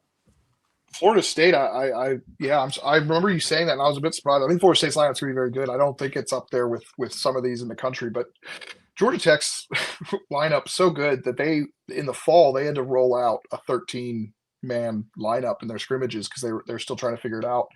They're going to use that depth. You've got, you bring back 8 of your starters, right? You only lose Kyle Lodise. How do you replace Kyle Lodise? Well, you go out and get the best second baseman in the conference in Jaron Avincula, and then you're like, hey, while I'm there, why don't I just go grab a 30 extra base hit guy from Pitt in Ryan Zuckerman? Yeah. Keep in mind, Zuckerman, because they had Cantwell leading off for Pitt last year, and Lorenzo Carrier was hurt, Zuckerman was the bat to target in the Pitt lineup, and he still had 30 extra base hits. Now he's batting 7th. You've got a 30 extra base player last year. I picked him for breakout player of the year, and he's made major strides in his strikeout numbers because that was the big concern. He is a complete hitter defensively. I watched him defensively. I was like, who the heck is this guy at third base? He's electric. But you've got Jaron Avincula, potential first-round draft pick. Vaughn Lackey, who has suddenly gone from like the most underrated catcher in the country to, everyone knows who he is now, which is great because personality, another vibes guy. Yeah. Drew Burress, who is the best baseball player in the country. You won't change my mind there. And then you bring back the ACC batting champ in Kent Schmidt, who put up, full season numbers despite missing 20 games. Yeah. You have Alex Hernandez, the reigning ACC freshman of the year, draft eligible. Caleb Daniel, who is going to be batting 6th, I think, and he's another guy who had monster numbers last year. He's like the only sophomore position player who's not eligible. And then, I know somebody you were high on last year when we talked about him, Drew Rogers, who, struggled and then towards the end of the season came on late and was huge as the DH. He's going to be in there. Will Baker, the Australian, he's a guy who came on late and had some big numbers. Those are 2 guys that might be on the bench. Tyler Nice, Parker Brocious, who's had a lot of playing time over the years. That guy might be restricted to being a pinch runner. It's just absolutely bonkers. I'm just double checking. I haven't forgotten anybody, and I have. Carson Curse, the most underrated shortstop in the country. He's a defensive wizard. I mean, I thought he should have been defensive player of the year last year. Ultimately, Alex Lodise picked that up, but Curse is going to bat towards the bottom of the order, and he is a double machine. I'm told Vaughn Lackey told me he's picked up some power numbers. He had 4 home runs last year. If he hits anywhere near 10 with what he's able to do gap to gap and high average, it's just a murderer's row there. And then, of course, on the bench, you've got some talented guys. Cade Brown is a guy that came over from Georgia. I think he was the Georgia State Player of the Year coming out of high school. It's just an unbelievable lineup that's just deep, and they're having a blast. Like, they know they've felt like they've been overlooked for so long that they're loving the attention. It's the rat poison's not getting to them at all. They're enjoying it. They're having fun. They're smiling. They're enjoying each other. It's loose. There's no worries in Atlanta. And I wish I got to talk about the pitching staff. I said on the Top 25 show that this is a lineup that could hit 150 home runs. And people laugh, and I'm like, go count. Go ahead. Go take a look and go count those numbers and tell me that they can't hit 150 this year. They led it in doubles, the country doubles last year. Yeah, I mean, and they all got stronger. They're all bigger and older. But they don't have to hit home runs. Yeah, they are they're not going to rely on the home run ball. They could hit 150 home runs, but they're going to lead the country in doubles again. I think they could lead the country in extra base hits this year. That's how talented this team is. But I'm tired of the pitching narrative, and I'll let somebody else talk about the pitching. Dive into it. I know, but I cannot stand the narrative because the narrative makes it sound like the pitching isn't good, but they were a top, like in conference play where they were number 3 in the conference. But I'll let Tyler talk about it because it makes my blood boil a little bit. Yeah, you can definitely make the case where the lineup is definitely the main storyline and is obviously much better than what the pitching staff is, but the pitching staff is not shabby whatsoever. You look at what they have. Tate McKee returns. You talk about stability in that rotation when, there were some times last year where they had some struggles pitching, and he's going to be their Friday guy this year. And if I remember correctly, he pitched with the flu the last 2 starts of the year against Duke and who was the other team? It was Cal and Western Kentucky. Okay. Yeah, he performed very well. And this is a guy that, for me, the fastball obviously is not the greatest in terms of getting swing and miss and everything like that. However, he's got one of the better breaking balls in the ACC in terms of both a slider and a curveball that guys just can really never touch. So if he's able to really dominate like he did last year, I think he's going to be one of the better Friday starters in the country, personally. But then you look past that, and they return Mason Patel, who is arguably their relief ace this past year. You bring in Dylan Loy from Tennessee, who's really, really good at getting chases, despite the fact he doesn't throw very hard. You look at Charlie Wilcox and Cooper Underwood, 2 freshmen that came in this past year. Underwood was drafted by the Brewers in, I believe, the 12th or 13th round, turned down significant money to come to Georgia Tech, and he set a school record at Alatoona High School last year in terms of strikeouts. This is a kid that has – we talk about Tate McKee having really good breaking balls. Cooper Underwood might have better pure stuff than what McKee has. So I'm very high on that kid. And I'm really excited to see what he does. You also get Justin Shattuck, who comes in from Rutgers, who's going to be your potential closer this year to kind of replace that Mason Patel-like presence in the bullpen. Because I think Patel is going to be in the rotation. I don't know if that's confirmed or not, Monty, it's not. Matt is not going to be able to tell anybody anything until the week of, because he's going back and forth. But he did tell me, he's like, the more he sleeps on it, the more he feels like he couldn't leave Patel out. But it's okay. Other than McKee's the only one that's confirmed because he's got so many options. That's fair. But yeah, Shadette comes off a Tommy John surgery. He's been up to 98, 99 already this preseason, has hit 100 in the past. So you're looking at a guy that comes in late, maybe thinking of who was the Miami guy a couple years ago. He pitched with Cleveland this past year in the major leagues. Can't remember his name. Andrew Walters. Andrew Walters. He's very Walters-like to me, and I think he's going to be a guy that kind of pitches to that same level that Walters did a couple years ago. And then moving past that too, like kind of seeing what else they have. Caden Spivey, Adam McElvey is another contender for a rotation spot that I think some people are kind of keeping under the bridge a little bit. I think he's a guy that, he did have some command issues on the Northwoods League this past year. But he did get, I think it was 54 or 55 strikeouts in about 40 innings, which is impressive. Very funky, has a low slot with a high riding fastball. I think he's a guy that's going to do pretty well for himself this upcoming year. Had mentioned Charlie Wilcox is probably going to be their midweek starter to start, but he is weak in rotation upside as a draft eligible sophomore. Carson Ballard, Jamie Vicens. There's a lot of depth to this pitching staff that, they don't jump at you on paper and blow you away, but it's a very tight-knit group with a bunch of guys that are going to be consistent, and they're going to be able to get you out at a consistent clip this year. And I think with the lineup that they have, that's all you need. You don't need to have the world's greatest pitching staff with a lineup that's potentially the best in the country. So for me, this pitching staff is underrated in a way, to kind of quell the narrative that they're not the greatest. There's pieces there that this is going to be one of the better pitching staffs, not only in the ACC, but in the nation. Yeah. Go out there and pitch strikes. I think it's better than last year, and obviously what they did last year was enough to win the ACC regular season. Yep. That's why we haven't won, right? Because we believe that this team is a little bit, even a tick better than they were last year, which is crazy to think. But I think that we all believe that they have gone and gotten just a little bit better on both sides of the ball, which is crazy. Also, shout out to Carson Ballard, who is going to get the Jim Poole number 21 honor.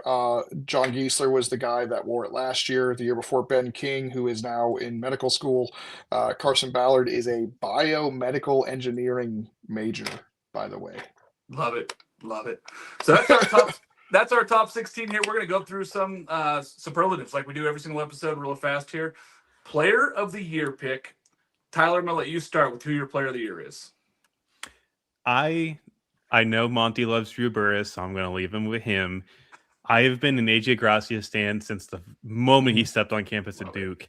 And, we talk about last year. We had him on the podcast and talked to him about the first half struggles that he had. He was hitting a $198 going into the UNC series, gets to April 1st, flips a switch. I was talking to scouts who didn't believe that he can, looking at some of the underlying stats, like, do we think he kind of pulls it back together and makes everything work? He still finished the year. His batting average jumped up 100 points, and I think he still finished over 300 on the year with how torrid of a second half that he had. He was really integral for a team that was within a couple outs of making it to Omaha for the first time in what feels like eons for a Duke club. And I was talking to some guys this morning, actually, about how big of a win it is for Gracia to stay in the ACC. This is, when we're talking about pure talent, I think the ACC is arguably one of the better talent pools in the country. There's no ifs, ands, or buts about it. I think they can definitely challenge the SEC personally, but that's a hot take. I don't think people on Twitter are ready for. However, I think hitting wise, it's just as good as the SEC, if not better. Hitting wise, the difference is that the SEC has an infinite amount of guys that throw 99. They can just throw the random guy from the bullpen that throws 99. I think that's the difference in the talent, in the gap between the two conferences. Yeah, I will say, talking to some scouts recently, we're kind of down on like the Friday night potential as a whole throughout the country. Like the SEC has a lot of question marks on Friday night roles. So we're kind of down on pitching this year, personally. So I think you mentioned it, the hitting is on par, and I think that's what's going to be the strong suit for the ACC. But with Gracia, again, I think personally, with the amount of swing and miss that he's been able to kind of keep at bay. He's posted back-to-back years of 85% contact rates or better, doesn't chase, has good power. This is a bat that is going to be one of, if not the best in the ACC this year. And for me, if you put him in Golden Spikes contention, if he's a final three or a finalist, I genuinely would not be shocked. I really do think this guy is going to have a build upon what was a very torrid second half and have a fantastic year for Virginia and help them kind of find their way back into the postseason. I love it. Monty, player of the year pick. Yeah, obviously I'm going to pick Drew Burress, but just to be different, I'm going to go different. Okay. I'm going to go, they love the catcher and shortstop position for player of the year. So I'll go Eric Becker.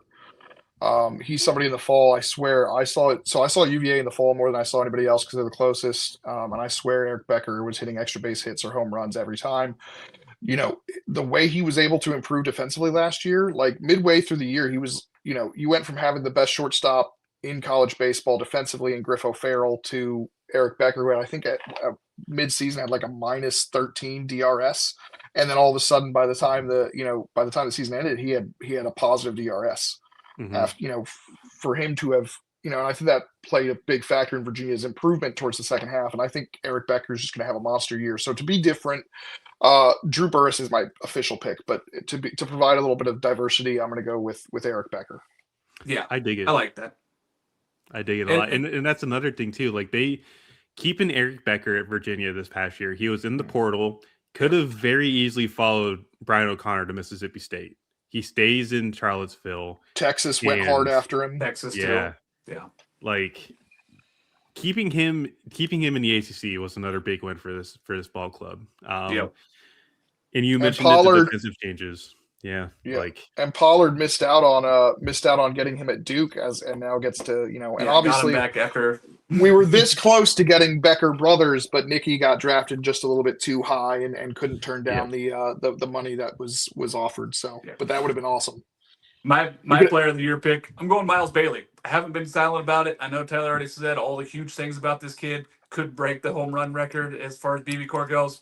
I think he's a break player of the year candidate. Like if he hits like he can, swing and miss numbers go down like they did the second half of the season. I really love where Miles Bailey is, especially if Florida State, shocker, gets to Omaha this year, which I have them in Omaha. So, pitcher of the year, Tyler or Monty. I'm gonna let you start on this one. Who's your pitcher of the year, man? I'm going to go Ryan Marone. Yeah. NC State. I think there's going to be 10 to 12 options So legitimately. guys, yeah. So I mean, I'm just going to go Ryan Marone. I think he's been kind of, I think he got some All-America honors, but I think he's been kind of overlooked. Yours, I know what yours is going to be. I think he's been overlooked as well. But yeah, I'm going to go Ryan Marone. Yeah, I'm going an oldie but a goodie, and I've chosen him before as Jason DeCaro. I think that he has the ability to be the Friday night ace of a really deep and talented UNC roster. We saw it last year where they had so much talent there on the starting side, and that's probably why he wasn't the Friday night guy. He could have been a Friday night guy his whole career. That's how good Jason DeCaro is. I'm going with Jason. Tyler, who are you going with for your pitcher of the year? Ryan Lynch, UNC. Love it. UNC. Yeah, Monty mentioned it before. This kid gets put into the rotation very late. He pitched 4 shutout against Clemson in the ACC final last year. Yep. And then he pitched back-to-back games of 7 innings, 1 run against I think it was Oklahoma and Arizona. Yep, I think he had one. And then he had a random 1 inning against the first time against Oklahoma in relief. Yeah. But yeah, I love all of them. Great. Yeah, huge. Yeah, I think that either one. I mean, honestly, like Monty said, there's 12 to 15 guys you can say, hey, this guy can win pitcher of the year. And I don't think it would surprise any of us. It's really going to come down to ERA and record, and maybe team wins too. Is going to be able to put that team, whoever is that ace of that team, might be able to be the one that wins this award. But there's so many good pitchers this year in the ACC. Breakout star or freshman? And Tyler, I'm going to let you start. Breakout star or freshman of the year for 2026. You can pick either one or you can pick both. It's up to you. I'm picking both because I want to be different. Sticking with UNC pitching, Caden Glauber, freshman. Love it. I've been on record in group chats saying that this kid is going to get like the Ryan Lynch, Walker McDuffie treatment for UNC this year. And not only that, I think this is a kid that's going to be pitching for USA in the summer on the collegiate national team. What he was able to do as he reclassed from, I believe. He reclassed from this year's draft class to 2025 out of Catawba Ridge High School, which he would go up against some really talented South Carolina hitters. And there was a time where he absolutely demolished a lineup at the Georgetown Classic, which, side note, going to go to that this year. I'm very excited to kind of get into that for some South Carolina baseball. But that's where he got on the map. It's very deceptive. It's been up to 94. The slider is the real deal. It really is aided by the fact that he's so deceptive. He spins it very, very well. Low 80s, 3,000 RPMs. I genuinely would not be shocked if this kid is pitching 50, 60 innings for this UNC ball club this year with like a 3 ERA compared to what like DeCaro, Lynch, McDuffie have all done the past couple of years. For a breakout, Troy Dressler, Wake Forest. He actually did really, really good on the Cape this past year. I think he only allowed a batting average against like a 220. Guys weren't slugging against him. Fastball performed very well. He gets 7 feet of extension from a low slot. Also has a really good changeup in a serviceable breaking ball. I don't know what his role specifically will be for Wake Forest because we had mentioned it before. Their depth is just really good. Chris Lavonis is probably going to be a guy touching a hundo this year. He already has done that in the preseason.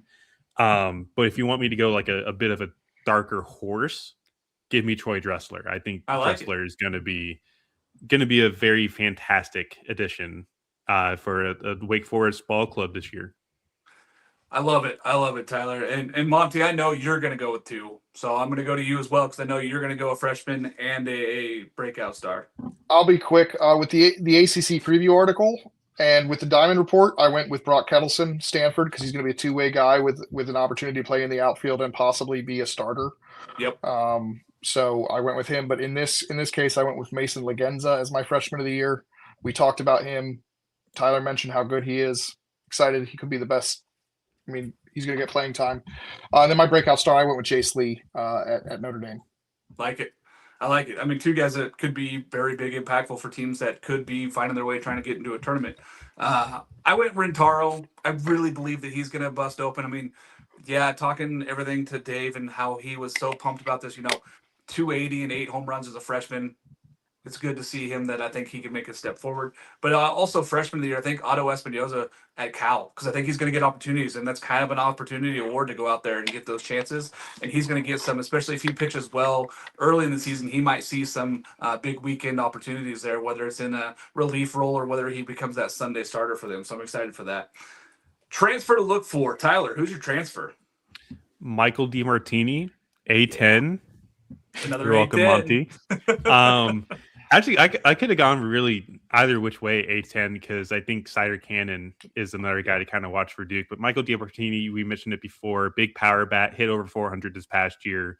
Hard to really ignore what he's already been able to do. And being with a ball club like Duke, where he's going to get a lot of opportunities to really perform for them, I just really can't go against that. I do have to go with DiMartini there. I'm going with the guy that I think is going to get tons of opportunity also. And I think the, guy that I've been huge on the last 2 seasons, Alex Sosa. I think he steps right into Miami. I think he's one of the reasons why Miami gets to Omaha.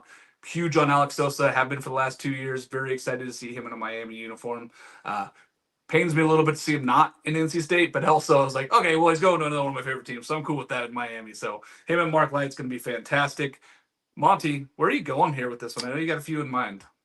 Yeah, I'm going to stick with Georgia Tech. I talked about him enough, so I'm not going to expand on these answers, but Zuckerman and Advincula. I love it. I love it. 2 really talented guys. And like I said, last year, Monty was kind of like, oh, man, I want to kind of take Ryan Zuckerman as my breakout. And I was like, I already took him, so please pick somebody else. By the way, but the transfer to look the best transfer in the ACC preview article is AJ Gracia, because he is a transfer. Counts It's not as a transfer? It's not newcomer of the year. It's transfer of the year. So AJ Gracia was the best transfer in that. I love it. Coach of the year here, Monty. I'm going to let you start here. Obviously, I have 2 answers, but I'm going to go.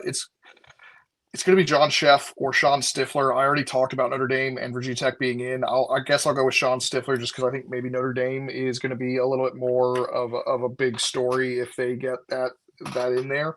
So I'll go with Sean Stifler at Notre Dame as coach of the year if they make a run there and have that upside. I think if Notre Dame or if either one of those squads get there, Virginia Tech, I'd be fine with either one of those guys. I think that they would deserve it at that point. Tyler, coach of the year? I'm going to go with the easiest layup of all time. And Monty already knows who it is because he's already talked at length about him. James Ramsey, Georgia Tech. Yeah. Waiting in the wings with Danny Hall is definitely one of the better things you can do. You talk about coaching legends with guys that come up and really take over. Kevin Schnall, Coastal Carolina, waiting in the wings behind Gary Gilmore for so long, takes him to Omaha this past year in his first season. I genuinely would not be shocked if James Ramsey does that with the amount of talent that he has. So give me James Ramsey on that one.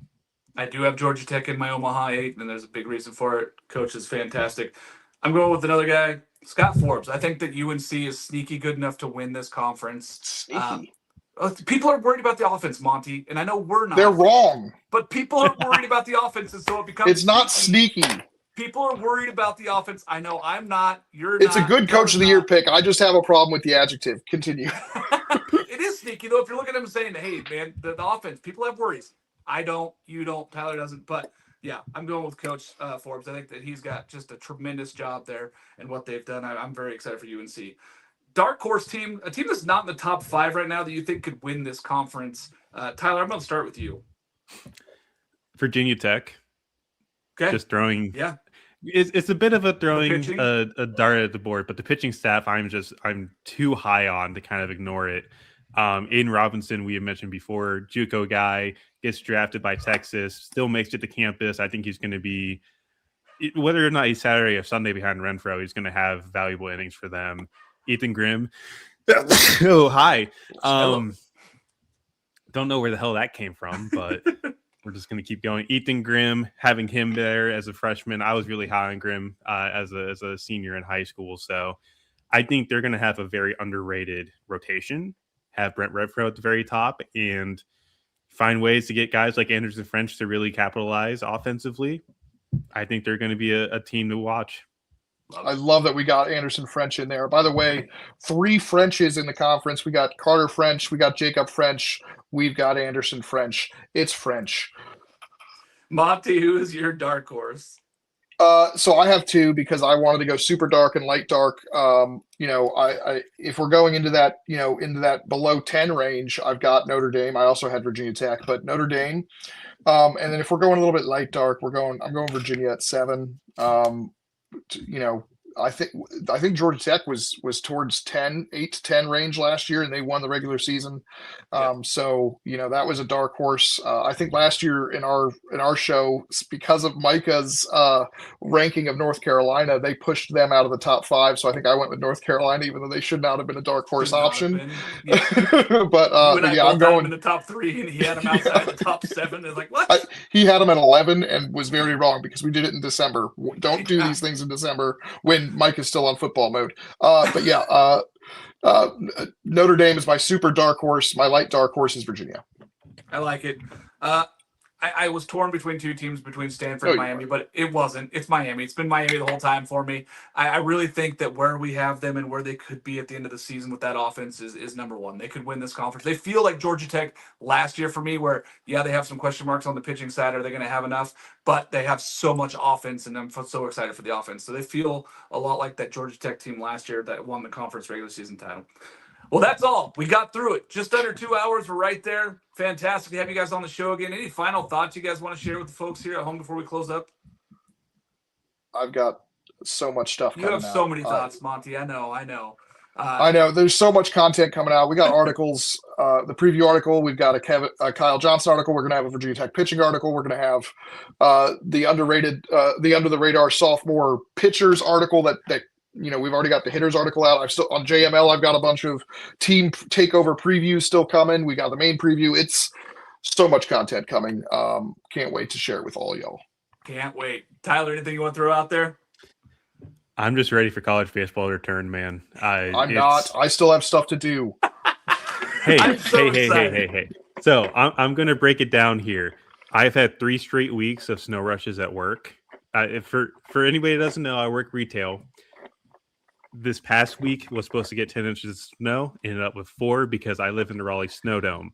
Yeah. It's annoying as hell. I don't like it.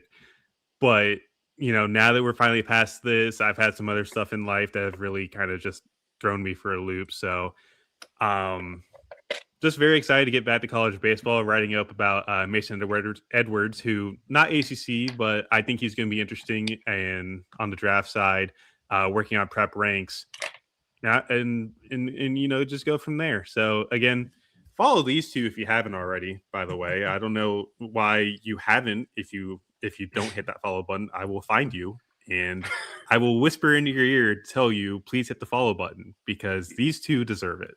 I appreciate it. If you followed my old profile on Twitter, it is gone. So it got suspended. It's canceled. They won't give it back to me. So all 2,500 of you guys that we're following, jump on over. Follow College Baseball 365. I'm here now with Just Baseball Media. It's been fantastic. Happy to be here with these guys. Tremendous content coming. Thursday Night Spaces. We're starting next week with Thursday Night Spaces. And then we've got the preview show, final one, coming out on Monday night. I'm so excited for all the stuff we have coming for you guys this season. We'll let you guys know on more of that stuff. But thanks for joining us. And the final preview show. Thanks for coming on, guys. Of course.